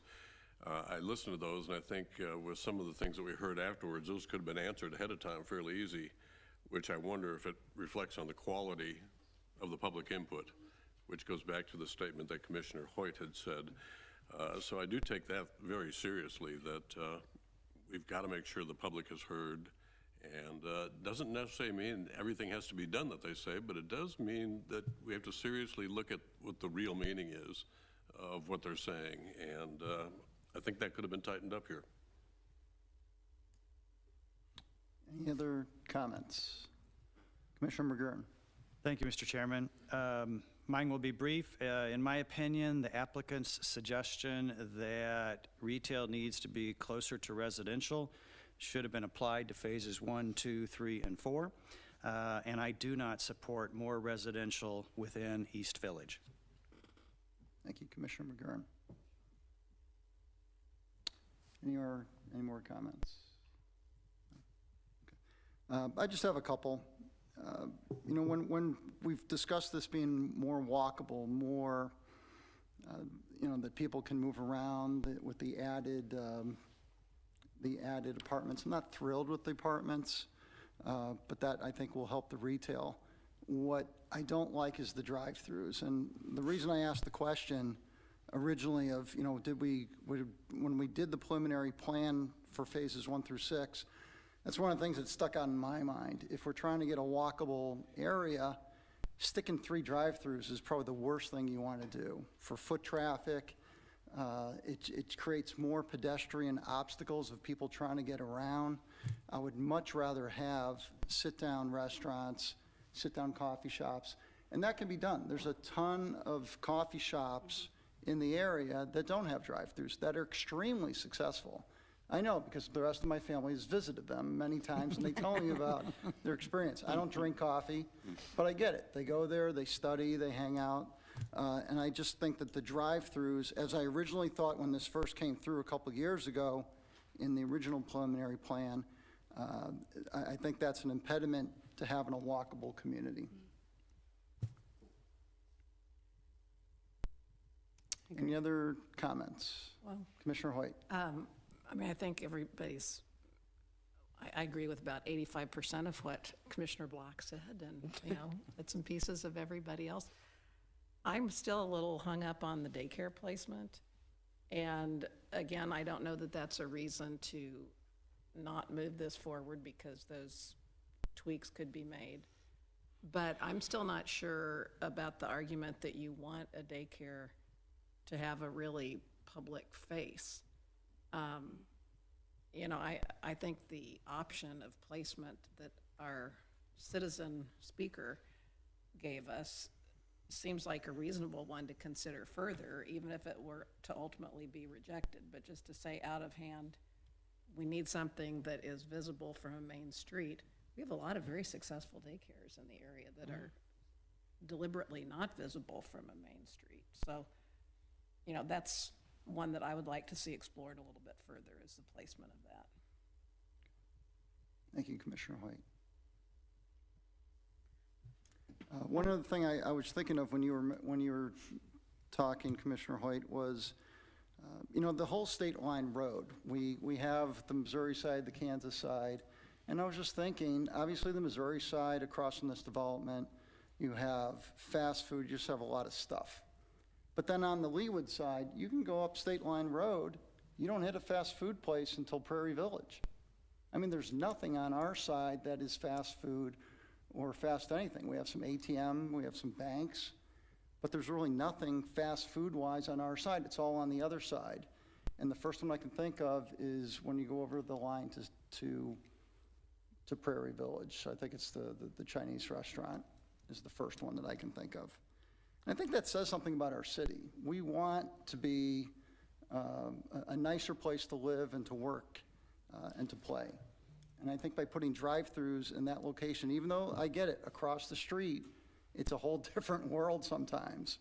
But I think we have to hold ourselves to a higher standard on the Leawood side of the street. Commissioner Belzer. So, yeah, I agree with that, and I also agree with your, my recollection is the same. I don't remember the drive-throughs being right in this area, and if the whole senior 55 and older adult living building is there, and the intent is for walkability and to go, and the people who are working in these office buildings to have walkability, that is a lot of traffic crossing in and out, and it would be an impediment to that walkability to get to those places. And I also agree about, we've had a lot of conversations about daycares at this table. And I also agree with the citizen that moving the daycare makes a lot of sense to me. And Commissioner Hoyt saying that we do have lots of daycares that are not visible by any major street. I'm not really sure why that's a bonus in this world. And I think that there's plenty of room to do that, and it would make sense to me to just flip-flop those two things. That's it. Commissioner Franze. Yeah, just adding on, I completely agree on the daycare issue. I also don't see how being visible from it's not something you're making a spur of the moment decision about whether you're going to a daycare. So I don't see why visibility on state line really would make that much of a difference. So I would, challenge the applicant to discuss with the users and see if that really is something that is an important issue, and if it's not, to look at alternatives for that. Any more discussion on my left side? No? Okay. All right, with that, it brings us to a motion. Would anyone like to make a motion? I would. Commissioner Hoyt. I'd like to make a motion for approval of case 115-23 with 2 additional stipulations. A new stipulation 50, which would state that the active adult living facility is defined as apartments for a 55-plus population. Maybe that can be worded a bit more artfully, but something to that effect. And stipulation number 51 would be, prior to governing body consideration, placement of the daycare facility proposed is to be further studied and reviewed with staff. And then, of course, we'd have new stipulation 52, which would replace existing 50. So the current number 50 would just be renumbered to 52.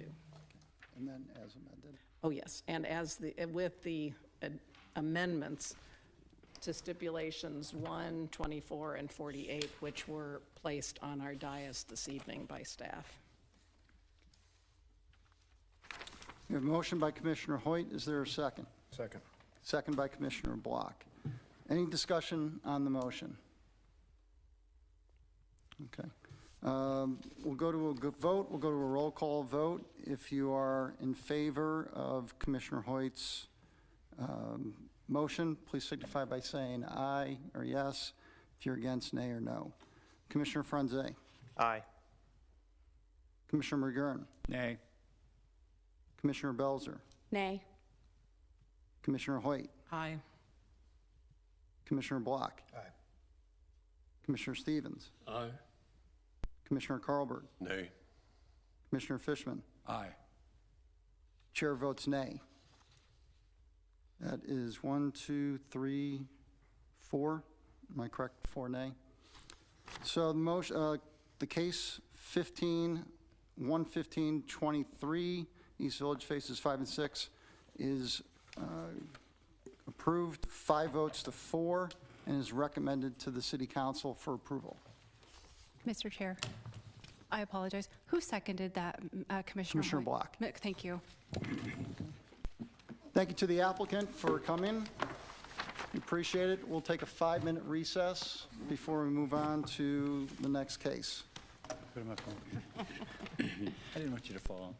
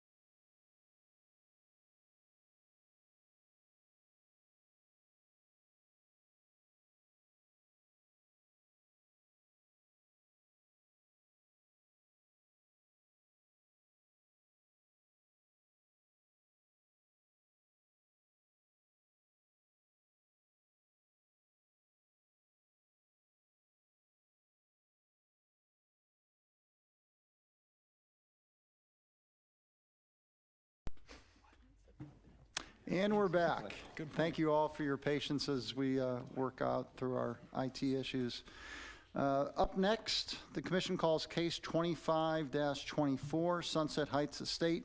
Request for approval of a preliminary plat, preliminary plan, final plat, and final plan located north of 141st Street and west of Kenneth Road. And on staff, it looks like Ms. Ewing is taking this one. Please go ahead. Thank you. Cameron Ewing, Planner 1. This is case number 25-24, Sunset Heights Estate. This is a request for approval of a preliminary plat, preliminary plan, final plat, and final plan. The applicant is requesting approval to plat an existing single-family lot on approximately 3.6 acres at 13920 Kenneth Road. This application does require a public hearing. In 2014, this property was rezoned from our agricultural district to R1, which is our planned single-family low-density residential district. The applicant requested to rezone to obtain the setbacks of the R1 zoning district. This allowed the homeowner to add an extension to the existing home. A preliminary plat, plan, final plat, and final plan were also approved with case number 87-14. However, that final plat was never filed with the county. Although the previous final plat has not expired, the applicant is requesting the governing body reconsider a previously approved stipulation regarding undergrounding utilities, as required in section 16-4-1, 16-1-4.1 of the Leawood Development Ordinance. Currently on that lot, there are 4 existing structures: the house, garage, barn, and shed. The barn and shed are both legal non-conforming structures and were constructed prior to that rezoning. There is an overhead power line that runs along the southern property line. This line comes from a utility pole on the west side of Kenneth Road. From that initial pole, the line runs approximately 160 feet to the west to another above-ground pole on the subject property and stops here. The power line from that second pole on the subject property to the house runs underground. Per section 16-4-1 of the Leawood Development Ordinance, the applicant is responsible to underground utilities and is required to be completed prior to the recording of the final plat. There is no landscaping proposed with this application. The applicant has provided an existing landscape plan that meets the landscaping requirements. Preliminary plats and plans require public notification. The applicant has fulfilled those requirements and held an interact meeting on March 12th. A summary of that meeting has been included in the packet. When considering a preliminary plat or plan, there are 8 factors or golden factors to be considered. Number 1, the character of the neighborhood. The area is characterized by residential subdivisions, a business park, and 1 arterial street, which is Kenneth Road. Leawood Falls, Highland Ranch, Villas of Leawood, Centennial Park, and Bi-State Business Park surround the property, with Kenneth Road running north to south on the east side of the property. Factor number 2, the zoning and uses of the properties nearby. The subject property is surrounded by residential zoning, primarily single-family residential, as well as cluster detached residential. Number 3, the suitability of the subject property for uses to which it has been restricted. Due to the use of the single-family residential that is currently on the property and that it is adjacent to single-family and villa residential on all sides, the existing use is suitable. Number 4, the time for which the property has been vacant. This property is not vacant. There is an existing house on this lot, and it was built in the 1950s, excuse me. Number 5, the extent to which removal of the restrictions will detrimentally affect nearby property. By plotting the subject property, restrictions would be applied to this lot, and no restrictions would be removed. Use and setbacks of the sites are restricted by the underlying zoning district, which is R1. And by plotting, the property would not pose an impact to the use, which it is restricted by the zoning designation. Number 6, the relative gain to the public health, safety, and welfare due to the denial of this application as compared to the hardship imposed, if any, as a result of denial of the application. Denial of the application would not result in a relative gain to the public health, safety, or welfare. The existing use is appropriate for this site, therefore denial of this application could place a hardship on the property owner. Number 7, the recommendation of permanent staff. Staff does recommend approval of case 25-24, along with the stipulations listed in the staff report. And then number 8, conformance of the requested change to the adopted master plan of the city of Leawood. The comprehensive plan designates the site for low-density residential, and the current use upholds that designation. No changes to the use of the property is proposed. Regarding impact fees, the applicant is responsible for a park impact fee of approximately $400 and a South Leawood transportation impact fee of approximately $1,346. This amount is subject to change by ordinance.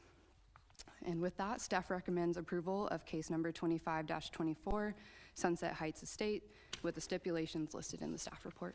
And I can answer any questions. Thank you very much, Ms. Ewing. Any questions for staff? Commissioner Hoyt. So just to be sure I'm understanding this correctly, the applicant currently has a final plan in place and has come back because they would like the stipulation removed about undergrounding the utilities. And you are recommending approval of this plan, but still having them do the undergrounding of the utilities. So essentially, they'd be back to what they currently have, but yet have to pay some additional fees, the park fees and the... Commissioner Hoyt, only the governing body can adjust the stipulations that were originally recommended. Since they want to amend those original stipulations, they have to come back through to the Planning Commission and ultimately the governing body to alter any stipulations that were approved in 2014, which is why we're back into this spot. However, we are, staff is following what is outlined in the code about undergrounding the power lines. And again, only the governing body ultimately can approve waiving that requirement. Okay, so just out of curiosity, assuming that we were to approve this as you've recommended it with the stipulation still in place, and it goes to the governing body and they approve it with the stipulation in place, does the applicant have the opportunity to withdraw at that point, or will they be responsible for new park impact fees and transportation fees? Or That's have they only not upon paid that? filing of the plat, which is what they, although when they came through in 2014, they never paid the impact fees that were due at that time because a plat was never brought to the city for signature and ultimately recorded. Okay, so they wouldn't be double paying. If they execute this, they'll just be paying it for the first time. Okay, got it. Any other questions? Commissioner Block. So maybe along those, so they've done everything else, stipulations that were required back in 2014, assuming they maybe drug their feet to come for the final sign-off on this because they didn't want to underground the lines. Is that the best way to understand this? That is my understanding, that there was some discomfort with undergrounding that stipulation, undergrounding the power lines. Okay, thanks. Mr. Chairman? Commissioner Fishman. Well, I'm going to apologize. I'm new at this job. I don't understand this a bit. It looks to me like if they merely recorded the previous plat approval, which is not out of date yet, they would have the obligation to underground the utility line. If we approve this plat, they will nonetheless have the obligation to put the existing overhead line underground. Am I right?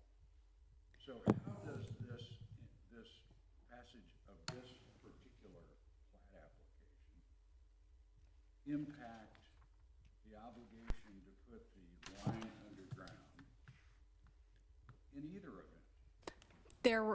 They are taking this back through in hopes that, and asking the governing body to ultimately strike the requirement to underground the power line. Well, the governing body has the authority to strike that stipulation.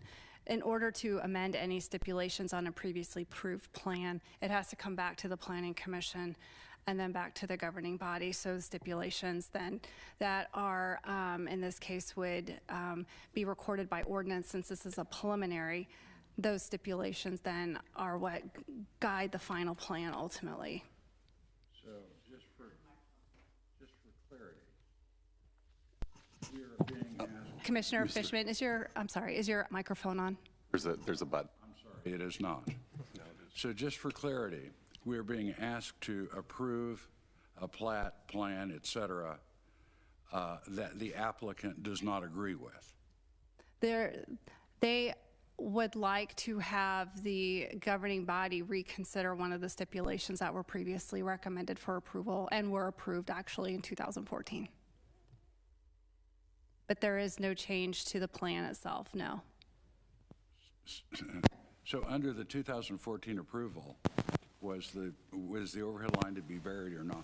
Yes, it was mandated to be underground at that time. Okay. Which, and that is my understanding why the plat was never filed. The undergrounding of power lines was required to be completed prior to the recording of the plat. Okay, thank you. Commissioner McGurn. And is it fair to say that there was no requirement to bury the power lines when the house was built in 1950 because it was still agricultural designation? The house was constructed well before the current Leawood Development Ordinance. And I don't know, and maybe the director would know if it was part of the previous Leawood Development Ordinance. I believe it was, and it was ultimately carried into the current one back in 2002. I think there were, as far as undergrounding of the power lines, but construction of this house probably proceeded as far as even that one, and so we would have to go back a ways to see. I know that you have a lot of, as far as the wooden power poles that kind of go down the street as far as Kenneth Road. You have a number of them that are on the west, properties on the west side, such as this one, where you'll have the power line coming from a pole on the east side, go across Kenneth Road, they'll hit that first pole, and then they drop underground from that point on. This one is a little bit different in the fact that it hits that first pole across Kenneth Road and then goes to another pole and then goes down underground. And would the owner in 2014 or the owner today be responsible for undergrounding under the street as an example? I don't think that we're probably requiring that they go underground. We've seen the other ones, again, go across and then drop.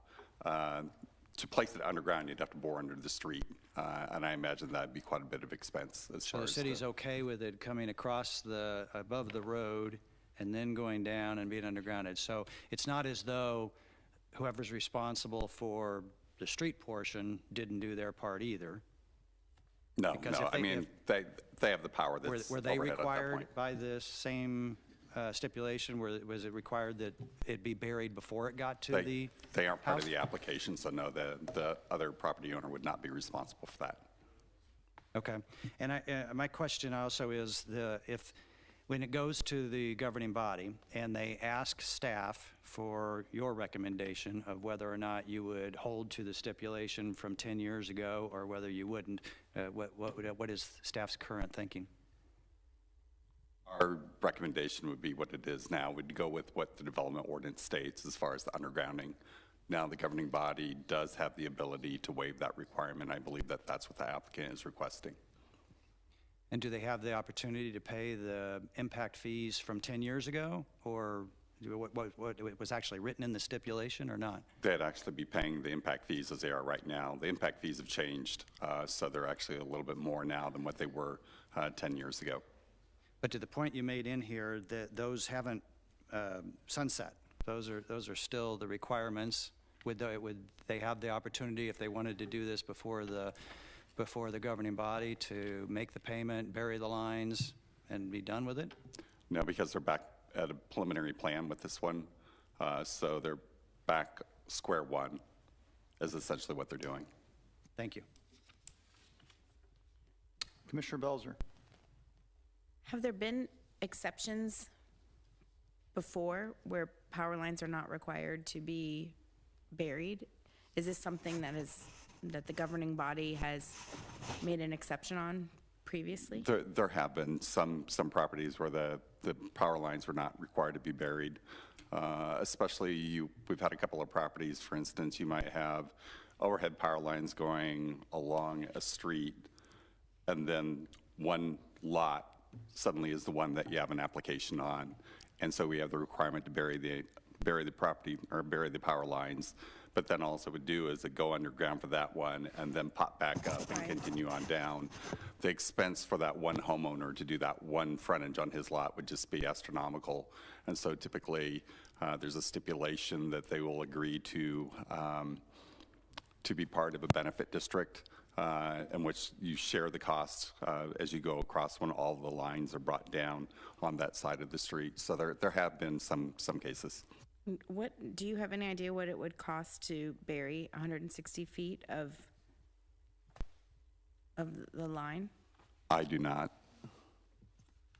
Anybody? City engineer. Ryan Scoville, city engineer. Yeah, we don't know. Do you have a guess? So We won't hold you to a in recent number. discussions with Evergy, the cost to bury power lines along like an arterial road with, the poles and the transmission lines, we have transformers, switch gears, capacitors, lots of above-ground boxes and equipment. Those costs range anywhere from $500 a linear foot to $850, or even some estimates are $1,000 per linear foot. But you're saying this isn't this type of a deal?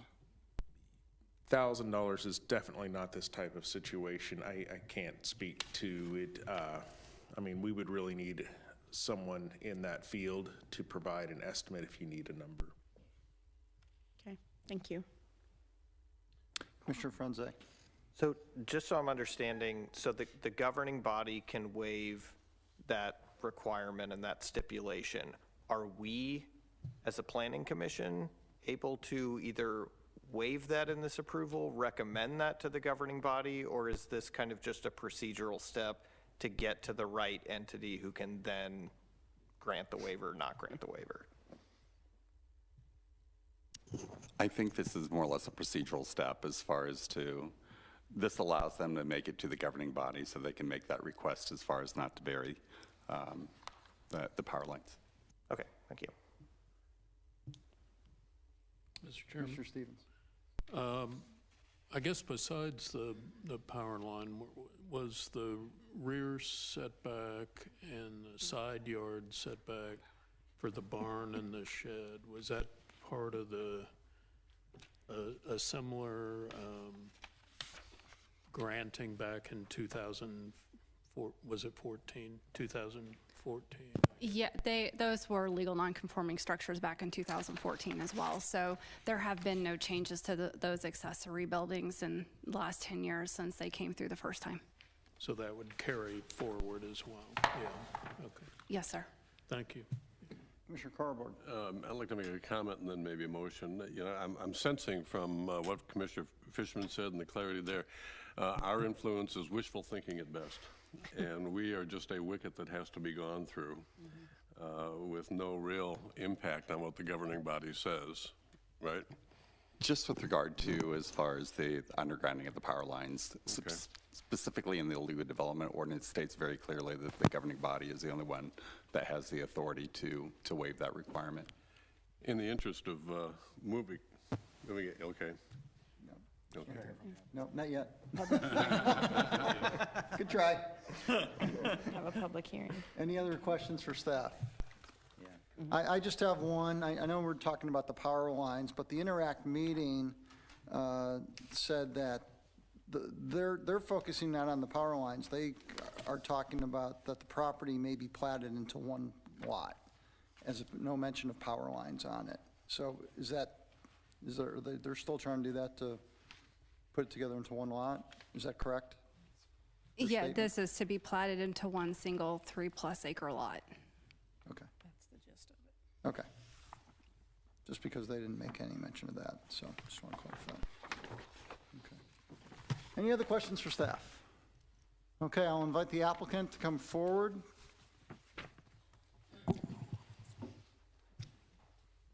Sir, please state your name and address for the record.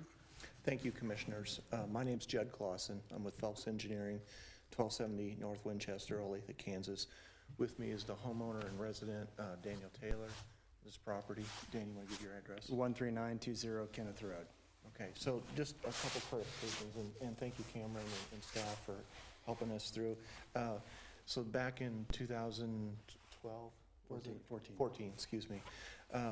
We helped Dan get this actually rezoned. It was ag zoning back then. Got him the R1 zoning. And went through the plan approval process with preliminary final plans, preliminary and final plats, because Dan wanted to add on to the house and do some improvements to the property. That all went through. Dan got his building permit, finished the improvements, got his occupancy, went through all the city processes and stuff. What happened, what kind of started all this, coming back to you guys, is Dan noticed that the zoning had never been changed on Ames. It was still showing up as ag. Reached out to staff's reached out to the county, get that fixed, and one thing led to another, and by the way, that plat never got recorded. So it was really kind of a way to fix some things that were in error and things that plat never got done and the city never got their fees, which Dan does not object to at all. So that's not the issue. And I guess kind of the part of it is with the overhead power lines. As part of it, when Dan did the addition, there was an aerial line that actually went up to the house with the line coming down the side of the house and stuff, and he buried that section from that last pole to the house because that's what his understanding was, that it was to be done. So it wasn't really about that. But now we're coming back to do the final plat and try to get that recorded. This section from the street back to that second pole, 160 feet, and it was just south of the house there, is shown kind of on page 4 in that exhibit. It's been an aerial line all this time, never bothered any of the neighbors, anyone, and it's kind of hidden back behind that huge row of trees right off of Kenneth Road. Can't really even see that section of line. So it's just a simple request to see if the city would allow, so he can go ahead and record the plat, that line to just remain aerial. And that's really just the ask, and we're just trying to kind of clean up everything and write something that wasn't done 10 years ago, unfortunately. So that's kind of, yeah. Dan, do you have anything else you wanted to add? It was an oversight on the recording of the plat. It wasn't for any other reason than I messed up. It wasn't an objection to the power line, because again, we thought we did what the city wanted. It's just that everyone thought the thing got recorded, but it didn't.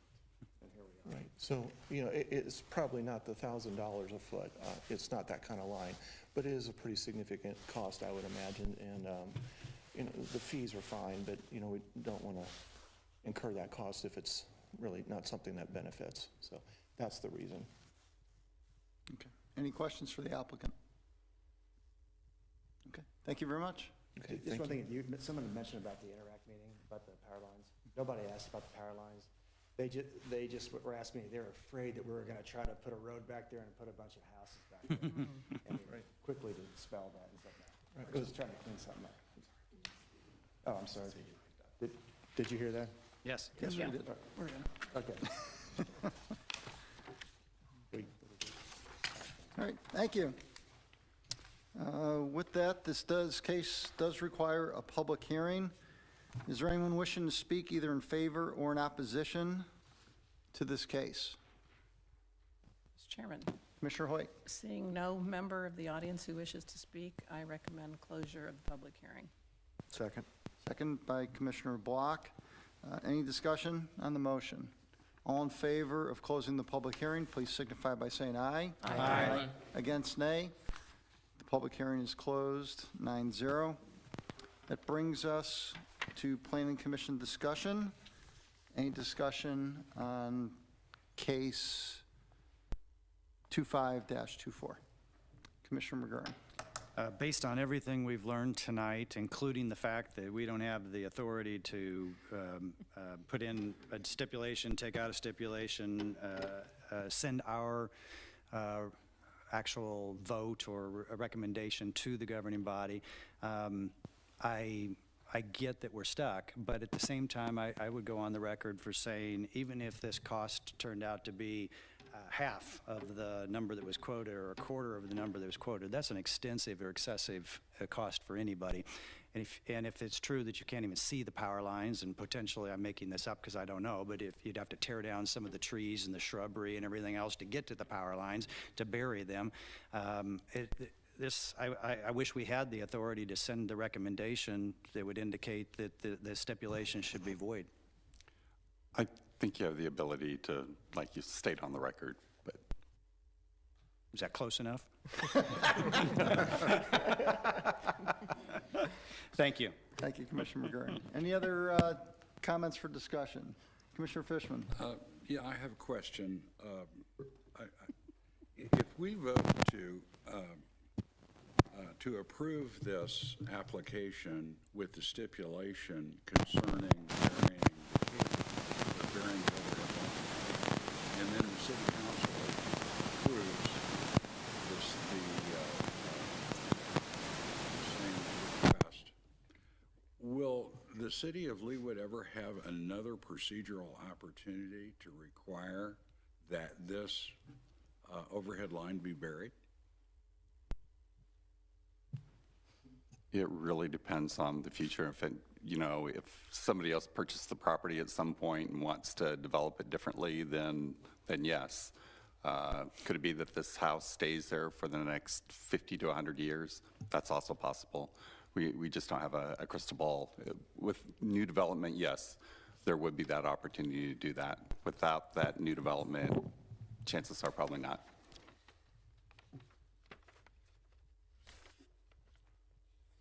Thank you. Commissioner Block. Well, I guess I respectfully disagree with Commissioner McGurran, only because, go ahead. I apologize, Mr. Chairman. We're coming up on 9 o'clock. To extend another 30 minutes, we need to hold a vote. Okay. Is there a motion to continue the meeting? So moved. Thank you, Commissioner Block. Thank you, Commissioner Hoyt. Any discussion on the motion? Okay. All in favor of extending the meeting another additional 30 minutes to 9:30, please signify by saying aye. Aye. Against, nay. The meeting is extended till 9:30. Go ahead, Commissioner Block. So I guess just not being present in 2014 with whatever that approval was, it only concerns me the precedent that you can do the part that you want to do, and then the part you don't want to do, you can kick down the road. And again, I respect what the homeowner said. Maybe there was a misunderstanding of what undergrounding meant, but I just don't feel comfortable saying that, again, on its face, that you can do the part you want to do, but the part that's expensive and, no one can really see isn't important. So it was important enough at the time to make that a stipulation. I think it's still important. I know the city's moved towards that to try to underground as many power lines as possible. So I would be in favor of which ultimately I know if this case moves forward, it'll have to stay in there, but of keeping that stipulation in even when this gets approved by the governing body. Thank you, Commissioner Block. Any other comments? Okay, with that, I will call on Commissioner Carlberg to make a motion. Life is 90% timing, isn't it? I would like to make a motion that the Leawood Planning Commission approve case number NC 2524 for project location 13920 Kenneth Road that is brought before us. Second. Commissioner Fishman, second. Clarification with all the stipulations attached. Right? Yep. Yep. Okay, any discussion on the motion? Okay, all in favor of approving case number 2524, please signify by saying aye. Aye. Aye. Opposed, nay. Case number 2524 is approved 9-0 and recommended to the governing body. Thank you, gentlemen. Appreciate it. Good luck with the city council. All right, that brings us to case number 2624, 104th Street and State Line Road, Johnson County Wastewater Pump Station, final plat and final plan. Staff Ms. Lauterbach, do you have would you like to present? Yes. Mr. Chairman and members of the Planning Commission, this is case 26-24, 104th Street and State Line Road, Johnson County Wastewater Pump Station. Request for approval of a final plat and final plan for a 1,501 square foot pump station structure on .68 acres. The preliminary plat and preliminary plan were approved by the governing body in August of 2022 with case 26-22. The applicant is requesting approval of a final plat and final plan for a pump station with a footprint of 1,501 square feet. The project site is currently vacant and situated west of State Line Road, north of 104th Street. The previously existing Larson building has been demolished and is removed in preparation for the new pump station. There are two proposed vehicular entrances to this property, one off of the northeast side and one off of the southwest side. Just a few items that have changed of note since the preliminary approval in 2022. The wet well and valve vault previously were enclosed within the pump station building but are now outside. The transformer that was previously located between the control building and pump station is now to be on the east side of the control building within the fence. And a pigging station is proposed to be added to the southwest corner of the site, or southeast corner of the site, excuse me, which is a mechanism for Johnson County Wastewater to be able to clean the forced main pipe when needed. The building is proposed to be 20.83 feet tall from grade to the top of the building. The main entry to the facility is located on the north side where two sets of doors will be located. The final elevations propose Glengarry brick as the primary material for the facade of the building, with the color Smoky Mountain for the primary material and the color Saddle Brown as an accent. Cast stone will be used for the cap of the building, and a metal guardrail in the color aged bronze will be adjacent to the front entrances.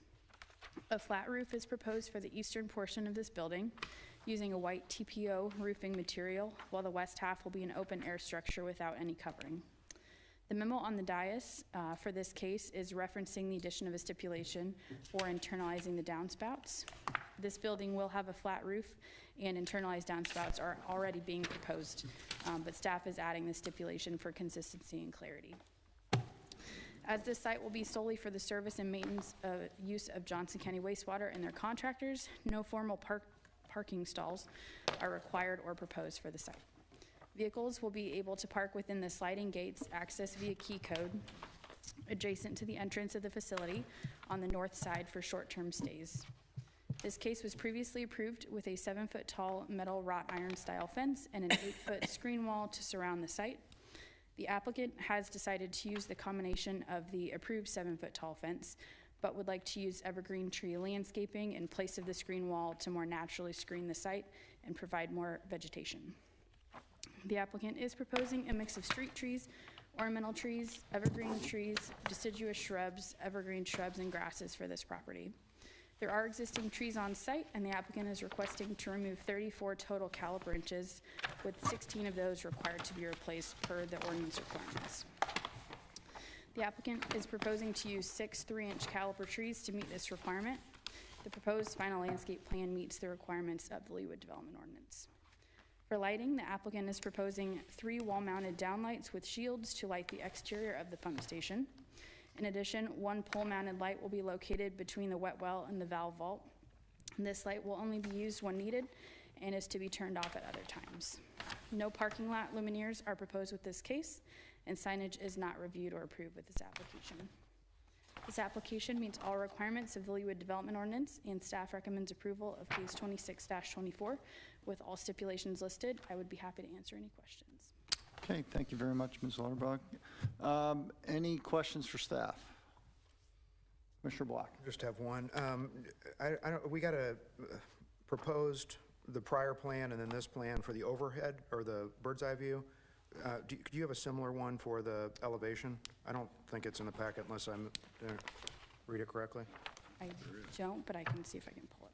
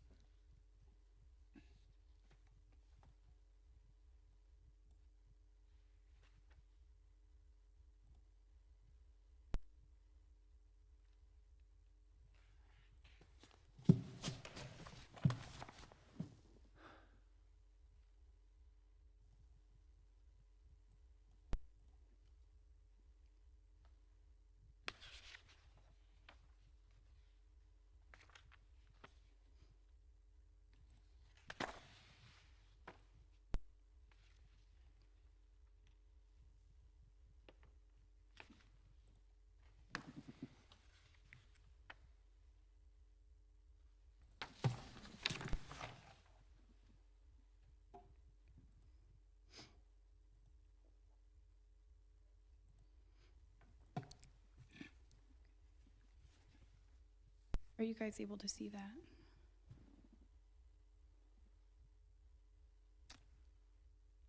No? There you go.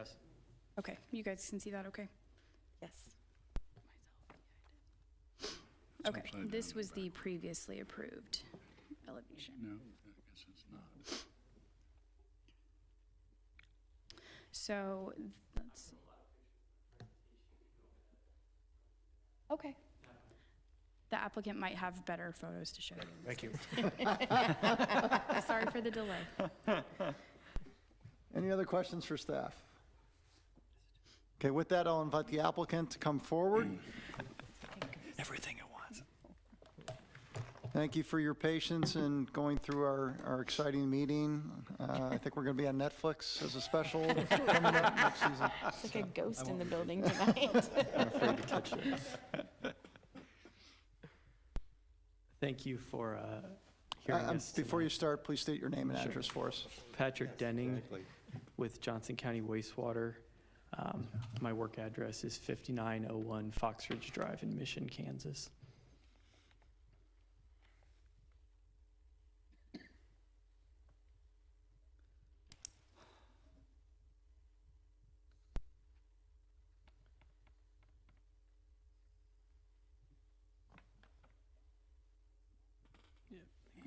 Can we go to presentation view on that, or is that not first? If not, that's okay, I'll make it happen. Okay, I'll make it happen. How do you want me to advance slides? That's fine. That'll work. And then how do you want me to advance slides so it doesn't freak out on me here? Just the arrows? Okay. Okay. So again, my name is Patrick Denning. I'm the Assistant Chief Engineer of Existing Infrastructure with Johnson County Wastewater. Again, appreciate your time tonight. I'll make this as short as I can. I know it's getting late. Just want to give a quick project history and overview, some updates to the site and the landscaping plan, the architectural features of this pump station, odor and noise mitigation, and a little bit on the schedule. The reason Johnson County Wastewater is doing, or what this project is currently flow in the northern half of Leawood goes on to Kansas City, Missouri for treatment. Johnson County Wastewater pays Kansas City, Missouri to treat that wastewater. Everything that you see in the purple on the right-hand side is currently served by this pump station that's in question right now. This is the 104th Street pump station.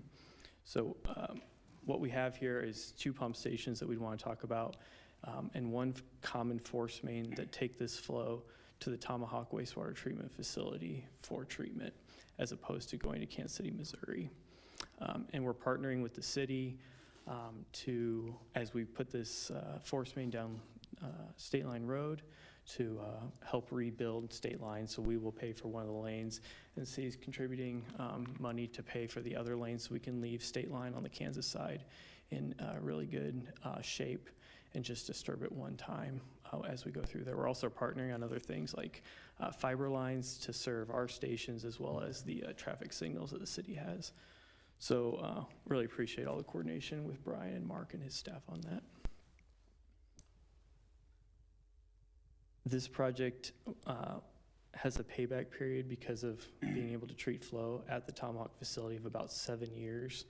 And over 20 years, it'll save the ratepayers of Johnson County Wastewater approximately $100 million, the two stations combined. Because we're both government entities, the City Council and the Board of County Commissioners have entered into an intergovernmental agreement to discuss stipulations and other things and allow us to take advantage of going through the city's processes for this pump station and the project. We do have a website about the whole project. We also, through the PDP process, conducted interact meetings. We didn't get a lot of feedback at this particular location, very little actually, and haven't received much feedback since. So site updates and landscaping.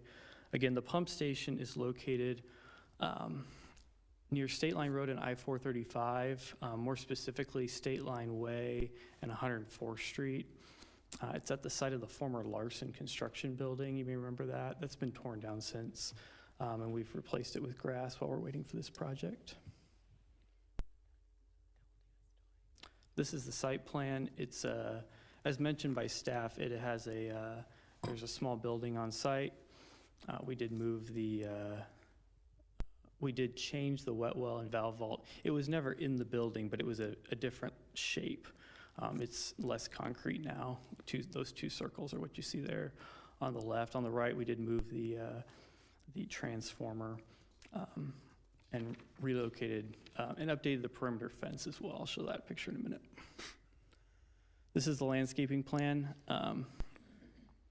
We have a lot of trees, is the take-home message of this. And if we want to get more into specifics on the landscaping plan, I've got a bigger legend that we can look at in a little bit.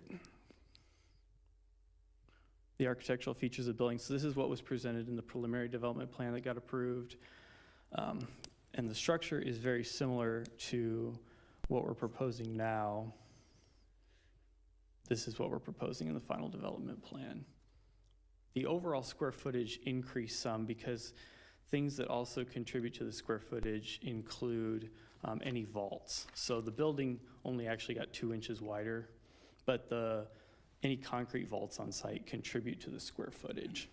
And some of those are at grade, and I can point those out later, but for instance, some of the maintenance, the wet well and the valve vault, as mentioned before, that are outside the building contribute to that square footage. So total 1,501 square feet. Just for reference, the Larson building was 6,000 square feet on that same site before we tore it down. The elevations are also the same. I believe we listed the parapet top as 851.8. Now it's 851.83. That might just be rounding, but it's nearly the same. So this is a rendering view from south looking north. At the pump station, again, there's a drive, there's a fence around the facility that's a wrought iron fence, similar to the fence that is outside the Tomahawk wastewater treatment facility. We went to a fence for a few reasons. One, natural landscaping. The other is the Sheriff's Department was consulted on this, and they recommend if you can see through a fence that's actually better than having a wall that you can't see what's on the other side. So that's why we are proposing to switch to a fence with landscaping in this location. Odor and noise mitigation. This pump station has dual odor control systems, so there's a chemical injection into the wet well that prevents odors from forming. And there's also any air that does get odor in it has to pass through a carbon scrubber prior to being released. So we have dual methods of controlling odor at this site. As far as noise, the pumps are down below grade quite a bit. You won't be able to hear them off-site at all. This does have a mini split air conditioner to keep the electrical room cool, so the electrical room, electrical equipment stays at the temperature needed. And there is a fan associated with the odor control system that will be in an acoustical enclosure and then inside the building. So we will be able to meet the 60 decibel requirement at the property line. As far as schedule, we'd like to bid this project in May and award it in August. Construction September 2024 to March 2026. Until we get the contractor on board, we can't exactly know the construction schedule. They'd be building both of the pump stations that we're proposing tonight at the same time, and how they do that is kind of their means and methods, but we would know more once we got the contractor on board, and we'd like to place the pump station in service in April of 26. And this rendering is just a view from the north looking south. What's just north of here is a Midas car repair shop, and then to the west is the city of Leawood's kind of maintenance storage facility. So we are in a light kind of industrial area here. One other note is we do own the property. We purchased it from the Larson company a few years ago before we did the PDP.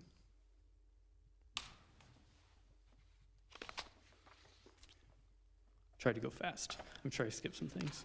So let me know what questions you have. Any questions for the applicant? Commissioner McGurn. Could you scroll back up just real quick to what I think was maybe your first or second slide where you showed the entire line and its approximate location? When we went through this a year or two ago, there was a third pump station. Is Yes, that that's no longer correct. required? The third pump station, we're still evaluating sites down that way. And when we have a site that we are ready to present, we'd bring that back. Are you feeling like the location from the 104th Street station all the way down to Tomahawk facility, are you feeling like that line is accurate going through the park the way it shows? So we walked this alignment many times with Leawood City Parks to be able to kind of thread the needle, understand what trees were important to them, understand how to keep the trails open and so forth. And so that was a joint effort between with our design professional, GBA, and Leawood Park staff to help us out. And they provide a lot of really good feedback as far as like where sprinkler systems are and how to do tree protection, things like that. So that was a coordinated effort. So if I heard you correctly, you do anticipate the third station coming at some point, but it's probably going to be in Leawood Park property, not where... I don't know that it'll be in Leawood Park property. Okay. We're still in the site evaluation phase. Okay. On the third pump station. And when it comes to the station at 104th and State Line, is flooding no concern whatsoever? So there is a slight issue with the flood, and that's why it's up a few steps. So there is not a rise that's generated, but the reason that building is slightly elevated is because of the flood. And that takes it out of the floodplain? That's correct. Perfect. Thank you. Any additional questions for the applicant? I just have a couple. Just how much do we pay KCMO annually to treat the wastewater right now? Just ballpark. Over $5 million. $5 million a year? Yeah, just from that area of Leawood. Is that fair? From those two pump stations, $5 million. Okay. Is this the exact same location as the preliminary plan? I know you mentioned it, I didn't. Yes. Yes, okay. Yeah, because we own this property and that's the same, yes. And the line that you showed going down State Line, is that all in Kansas then? Or is it straddle both, or? It'll be in the Kansas side. Okay. And so JCW is responsible for replacing one lane of State Line that we disturb. And then we're partnering with Leawood to pay for some of the cost of the other line so we can do a full depth asphalt replacement and have that side of State Line be repaired to a much better condition than it is right now. So we're trying to, we know it's going to be a disruption to the community. We're trying to disturb the area once and leave a really good product behind. Okay. But yes, it'll all be on the Kansas side, which will require detours onto the Missouri side. And we've been working with our partners at KCMO as well. Okay. I'll know to use word Parkway then. You're on, that's my commute line every day, so. I'm my luck, the chairman of the planning commission, that's his commute line, right? Yeah. I'm very happy you're improving the condition of the road. Now, if you could go and do Warnell as well, I'd be really happy with that. But. You want to tackle Warnell, Brian? No, okay, sure. Okay. Any other questions for the applicant? Just to piggyback on yours. Yes, Commissioner McGurn. Is Kansas City, Missouri interested in doing anything before or after on their side so it's all uniform and it's all kind of consistently the same? We've talked to them about that. They're going to move on their schedule, but we are going to microsurface the side of the road that we do the detour on their side afterwards. I see. So that it is in a better condition. Terrific. So the State Line will be left in that condition, then we'll restripe and all those things, yes.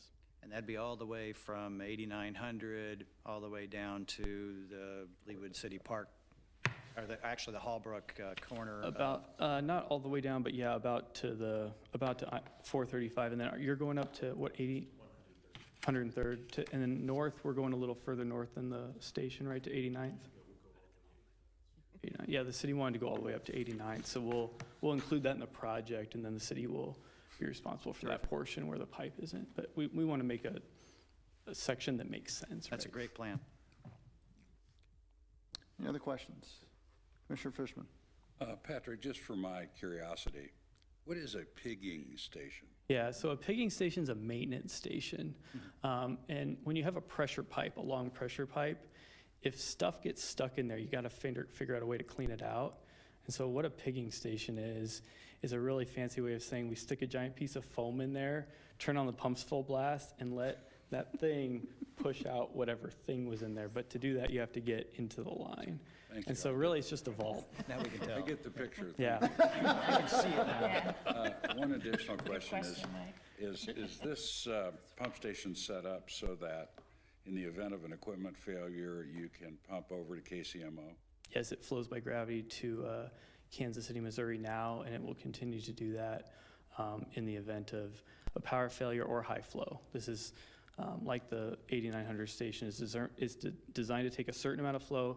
Remaining flow goes by gravity to Kansas City, Missouri. So there's no additional risk to the users of the sewer system with the pump station. Okay, thank you. Any additional questions for the applicant? Okay, thank you very much. Appreciate Thank it. All right, that moves us on to discussion. Any discussion on this case? Did you have discussion or you? Just one quick, yeah. I just agree with Commissioner Block. Commissioner McGurran in doing this all together and doing the fiber and working with the city. I think that's a great way to only disrupt this area once is super. Any other discussion? Commissioner Fishman? I think that this is an entirely necessary and worthwhile project, and I think the wastewater district has done a good job to lessen the visual impact as much as it can, and I appreciate that. Thank you. Any other discussion? Have a motion? Mr. Chairman? Oh, everyone wants. Commissioner McGurran. Gee, that never happens at 9:30 at night. I move for the approval of case number NC 26-24, the 104th Street and State Line, Johnson County Wastewater Pump Station, final plat and final plan, Thank you, Commissioner McGurran. with the stipulations that were provided, number 24 and number 25. Second. I'll give that to Commissioner Hoyt. All right, we have motion on the table. Any discussion on the motion? Okay, all in favor of approving case 2724, please signify by saying aye. Aye. Opposed, nay. Motion passes 9-0. Commission now calls case 3224, Leawood, oh, I'm sorry. I'm getting ahead of myself here. Commission calls case 2724, 8900 State Line Road, Johnson County Wastewater Pump Station. Request for approval of a final plan located south of 89th Street and west of State Line Road. And, Mr. Chairman, okay. Commissioner Fishman. if I may, I live in the village of Leawood, and I have been involved in the negotiation and the discussions concerning the location and design of the pump station that is the subject of the next case. So I have a conflict of interest, and it's appropriate that I recuse myself from consideration of this item. Okay, thank you very much. Does he have to leave the room? Yes, okay. Well, you're the lawyer, you're the attorney. So, okay, I said he could stick around to vote on extending the meeting, but it's fine. He needs to. okay. Vote nay on that? 2 minutes. Is that a thing? Is voting nay a thing? It's like the other Motion on case we that. had I to vote mistakenly yes. did that once. I say. I did. All right, being 9:26, do I hear a motion to extend the meeting another 30 minutes until 10 o'clock? Mr. Chairman, I move for extension of the meeting until 10 o'clock, 30 minutes. Second. Thank you, Commissioner Black. Second, Commissioner McGurran. All in favor of extending the meeting to 10 o'clock, please signify by saying aye. Aye. Opposed, nay. Passes 8-0. Okay, with that, Ms. Ewing, you are up on this one. Yes, I am. Okay, please go ahead with your presentation. Good evening, Commissioners. Cameron Ewing, Planner 1. This is case 27-24, Johnson County Wastewater, 8900 State Line Road Pump Station. This is request for approval of a final plan. The applicant is requesting approval to construct a 1,590 square foot pump station for JCW at 8900 State Line Road.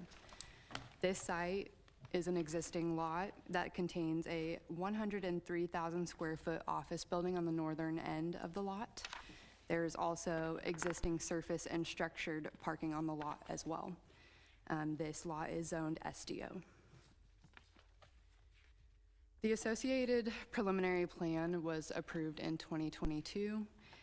So there has been a couple of items that have changed since that approval, and I'll go over them now.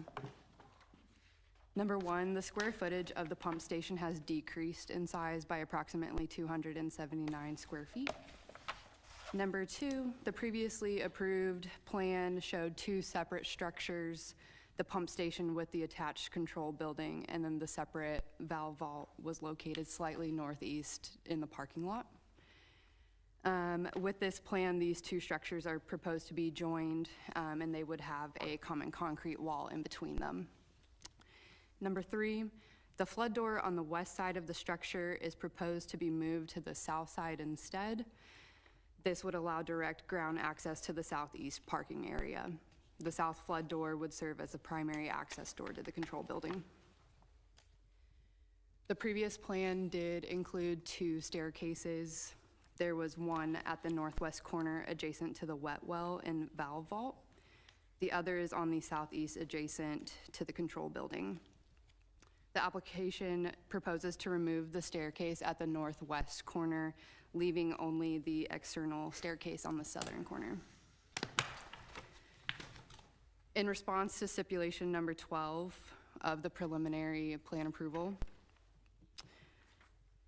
the applicant is proposing to add a pitched roof to a section of this building over the electrical room. The addition of this roof would increase the overall height of the structure about 3 feet. Originally, it was 17 feet in height. It would now be a little over 20 feet. The pump station is proposed to be 20.8 feet tall and 1,590 square feet in size. It would comprise of 3 different areas: the control building, the wet well, the valve vault. The pump station is proposed to be constructed with 2 colors of brick, cast stone, concrete textured siding, and decorative metal accents. The proposed brick is Glengarry in the color Smoky Mountain and Saddle Brown. Decorative metal guardrails and metal canopies are proposed as pack clad in the color of aged bronze. And then a section of the building, specifically over the electrical room, is proposed to have a synthetic composite cedar shake pitched roof in the color black oak.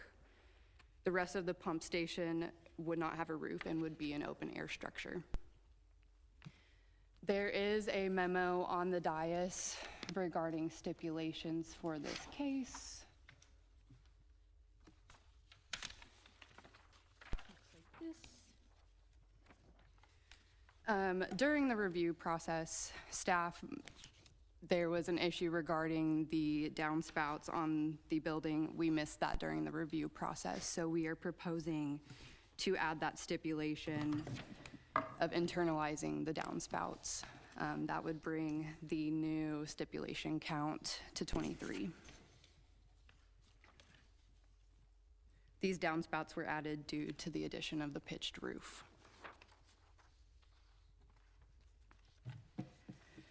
With the preliminary plan, a deviation was approved to allow an ornamental 7-foot metal wrought iron style fence. The applicant is proposing to add the fence at the southeast corner of the project area to restrict access to the pump station. The site would be visited by Johnson County wastewater maintenance workers on a weekly basis and park within that gated area. No formal on-site parking would be necessary or requested with this. However, parking will be slightly adjusted due to the construction of this pump station. There is the removal of 46 parking stalls, bringing the parking total down to 355 for the site. This does decrease the parking ratio slightly, however, only to 3.4, which is still within the allowed ratio of the LDO. To the right of the proposed pump station, there is an existing detached trash enclosure. This is approximately 144 square feet in size and does service the existing office building that is on site. The trash enclosure is proposed to be relocated 45 feet further to the east and reconstructed with the same materials as the pump station, as well as the addition of capstone material. This would be Midwest cast stone in the color 18A. The existing trash enclosure is considered a legal non-conforming structure, and the proposed changes would not increase the nonconformity of the trash enclosure. The applicant is proposing landscaping to the north, west, and south sides of the pump station to provide screening. This is a variety of different trees, grasses, and shrubs. There's also landscaping proposed to the east of the trash enclosure to help with screening. There are also 3 above-ground utilities proposed along State Line Road. These utilities are proposed to be screened on 3 sides with evergreen plantings, and on the openable side using ornamental grasses. The applicant is proposing to add 3 sources of lighting. These would be 2 wall-mounted downlights above each respective entrance, as well as 1 pole-mounted light at the north corner of the wet well. This case did receive quite a bit of feedback after the preliminary plan, so staff has worked with the applicant and their team, as well as the residents nearby, to address some of the concerns that were brought up. So additional landscaping was added to Leawood City Park for screening purposes. This adds a little bit more of a buffer for the residents. The applicant is also proposing to add the concrete texture siding to the northwest and southwest sides elevations, per the residents' request. And lastly, the addition of a roof to the structure to provide a more residentially styled building and to blend in with the surrounding buildings. The applicant has provided that. And then in your packet, Exhibit B is specifically a letter of support from the president of the Village of Leawood HOA regarding the proposed architectural design of this pump station, stating that they have agreed in this, they have come to the conclusion that this is the best interest for both parties. So with that, staff recommends approval of case 27-24 with the stipulations listed in the report. And I can answer any questions. Thank you, Ms. Ewing. Any questions for Ms. Ewing? Commissioner McGurn. As you pointed out, there was an extensive amount of conversation about 3 different locations on that corner of the parking lot or into the creek bed itself. And my only question is, and maybe it's fair to ask Mark, since the letter is sent to Mark, is it fair to say that the Village of Leawood approves of the design of the building, which is what the email says, and its location and its landscaping? I mean, are they fully supportive of everything? That's my understanding. They address primarily as far as the elevations. When we first got the elevations, we weren't quite expecting as far as to look like that, and so we did kind of reach out back to the applicant, and at that point we had a couple of the residents contact staff indicating that yes, this is what they had worked out, this is what they had wanted, and so it's my understanding that they're supportive of this application, including the whole thing.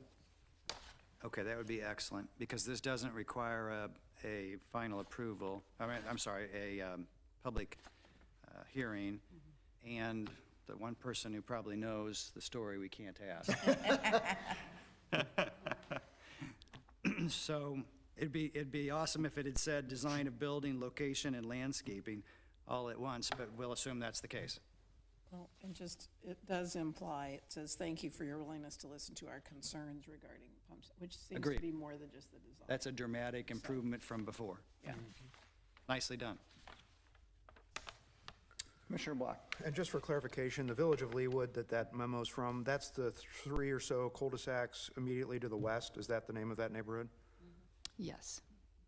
And then what is concrete textured siding? I don't know, we've heard stucco and brick veneer and things like that, but I don't know that we've, So I'll or that actually I'm point familiar with that. to the material board on this one.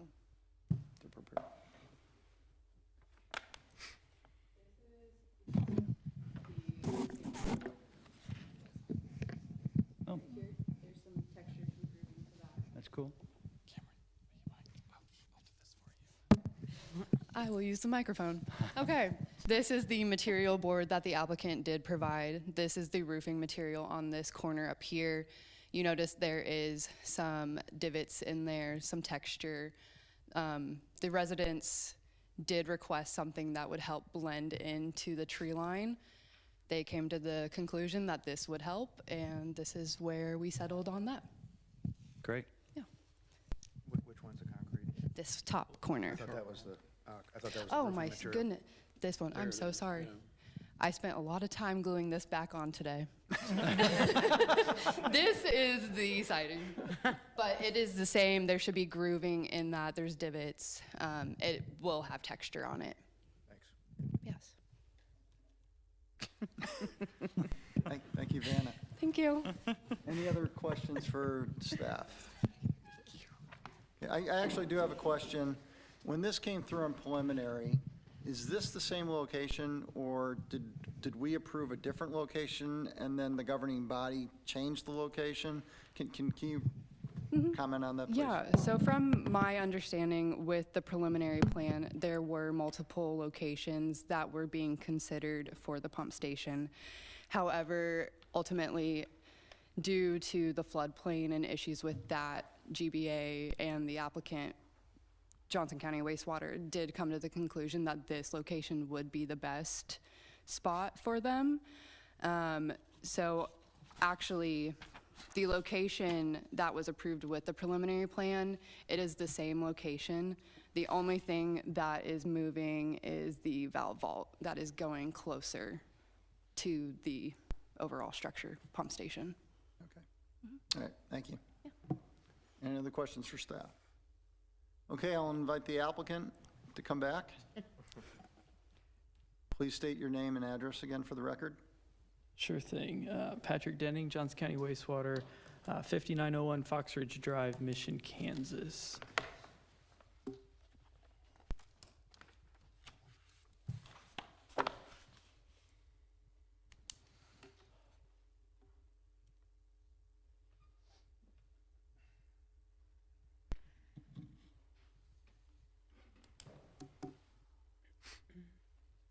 You might have to help me. Apparently I can't open PowerPoint.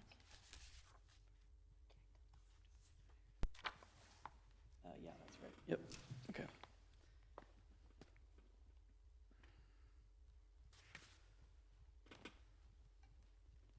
There you go. Perfect. Thank you so much. Okay, commissioners, this project has the same project drivers, background, everything, so I'm not going to address that in this presentation. We'll just go into somehow how we ended up on this site and maybe answer a few of the questions you just asked. So this is up here at 8900 State Line Road, so this is the northernmost pump station.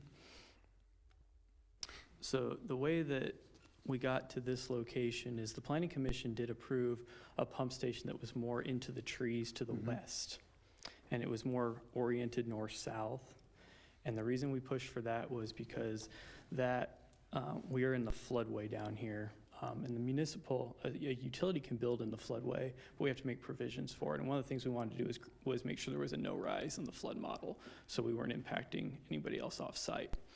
So we were able to do that with our previous location. So when we went to City Council, the residents were still, had concerns with that location, primarily because of the tree vegetation between the parking lot and the village of Leawood to the west. And so City Council actually asked us they put a stay on it, and they said, why don't you try to find another spot that would work? So we went back and we reevaluated 5 locations. And the city also used their engineer, Olson, to help us model new locations. And this location actually also created the no-rise condition that we're looking for in the flood model, while also only taking out 3 large trees. So we went from like 20-some trees that were going to be removed to now only 3 with this project. And so at the city council meeting, you can go back and look at that, but the residents expressed that they were happy with this compromise that we got to this location. So the key things to this selected site, and then the city council approved the preliminary development plan in this location. So the key things here is we were still able to achieve our flood goals of achieving the no rise, and we have fewer trees that need to be removed and more of that vegetation to protect. Here's kind of a timeline of all that. So we had the Interact meeting. We used to have a 2-story structure. You probably remember that from those of you that were involved earlier. We knocked it down to 1 story.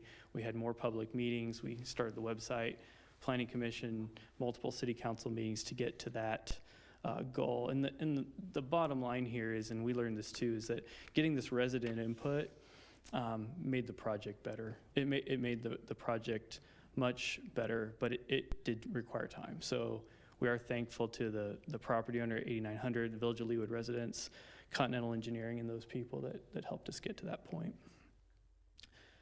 Since that time, we've had 2 additional public meetings on this pump station. One was in October, and that's when we presented our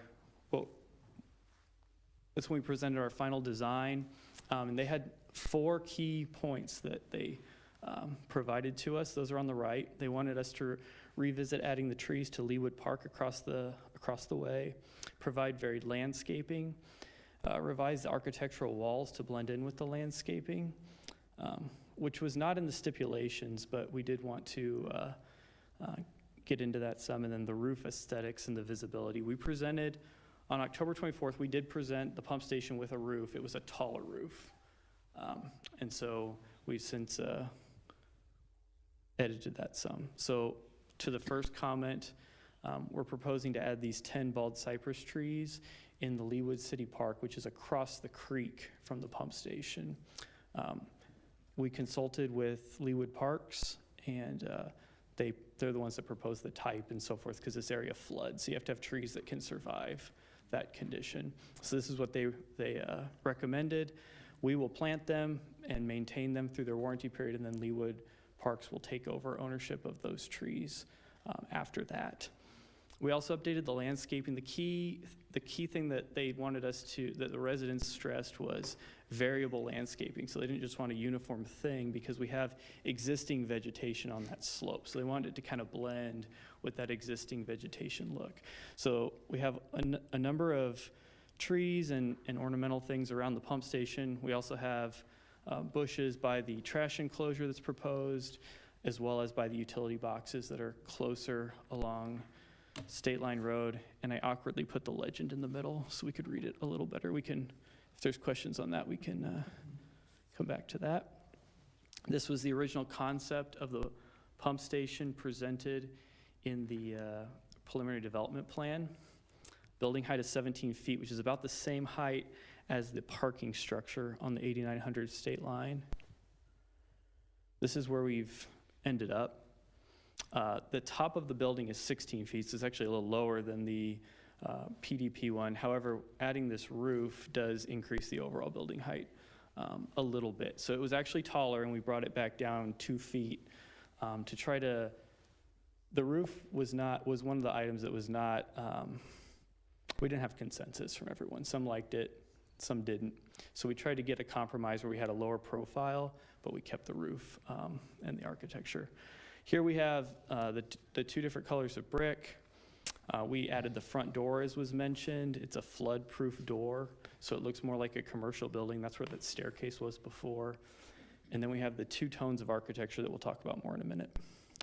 The overall goal of the design was to match, from that angle, is to match the existing building that's out there. And this is what the building at 8900 looks like now. So we're trying, from that angle, we're trying to match so it looks kind of like a campus. So again, adding the front door, the brick veneer, and the sloped roof does a pretty good job of matching what is out there on site now, and the property owner 8900 was happy with that architectural design. Now on the back side, the residents really wanted something that would just kind of blend in to the native vegetation there. And so that's why they wanted something dark, something uniform that would kind of play with the shadows and look natural. And that's how we came to this form liner that you just saw. We moved the door around the corner. I think there's a slide for that here in a minute. And it just provides a wall that kind of blends in to the environment. There, and there's the picture of the door being moved around to the south side. Blue Valley High School has this form liner in about the color that we plan on using. That's the example on the right in that picture there. One item with this, I know in the staff report they mentioned the downspouts being internal to the building. We would respectfully request that stipulation not be added. The downspouts are outside of the building on the 8900 property now. And the other reason is that this is a flood wall because we're in the floodplain. That's why the pump station's so high up. And so putting penetrations through a flood wall is not really a good idea. So we would request that stipulation not be added due to the nature of the flood wall in the area that we're building. We fully will comply with it on the other pump station.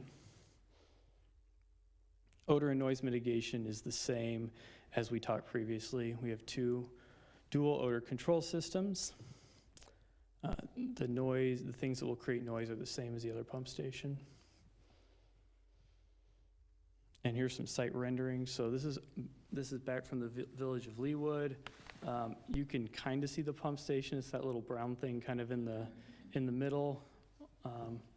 The roof doesn't add much height and actually blocks being able to see into the uncovered portion. And again, it's not much taller than the existing parking garage that's already there. This is the view from 8900, so it is set back in that back corner of that parking lot. I guess one note that I omitted is once we got through the preliminary development plan process, we were able to acquire all the easements necessary to construct this pump station with the owner of 8900. And then this is if you're looking at the 2nd story level of the current property owner's office building down towards the pump station.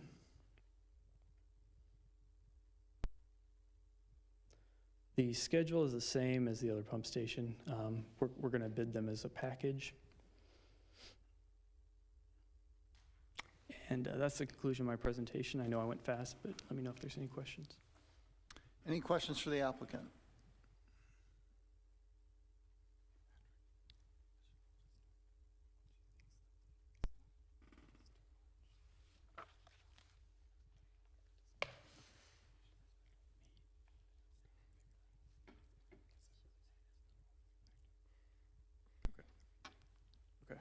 So we'll have to figure that out. With regard to the building, I'm sorry, we became aware as far as it potentially might increase more than 5% in height, which could require it to go back to a preliminary plan. So we want to just include another stipulation that they'll meet the requirements of the Leawood Development Ordinance, and then we'll try and see if we can actually figure something out in between now and going to the governing body, because I know that this was actually a request by the residents to actually put that slope roof on, and evidently that's what's causing that increase, but it'll give us a little bit of time. The city council also placed a stipulation in the preliminary development plan to look at a roof. Yeah.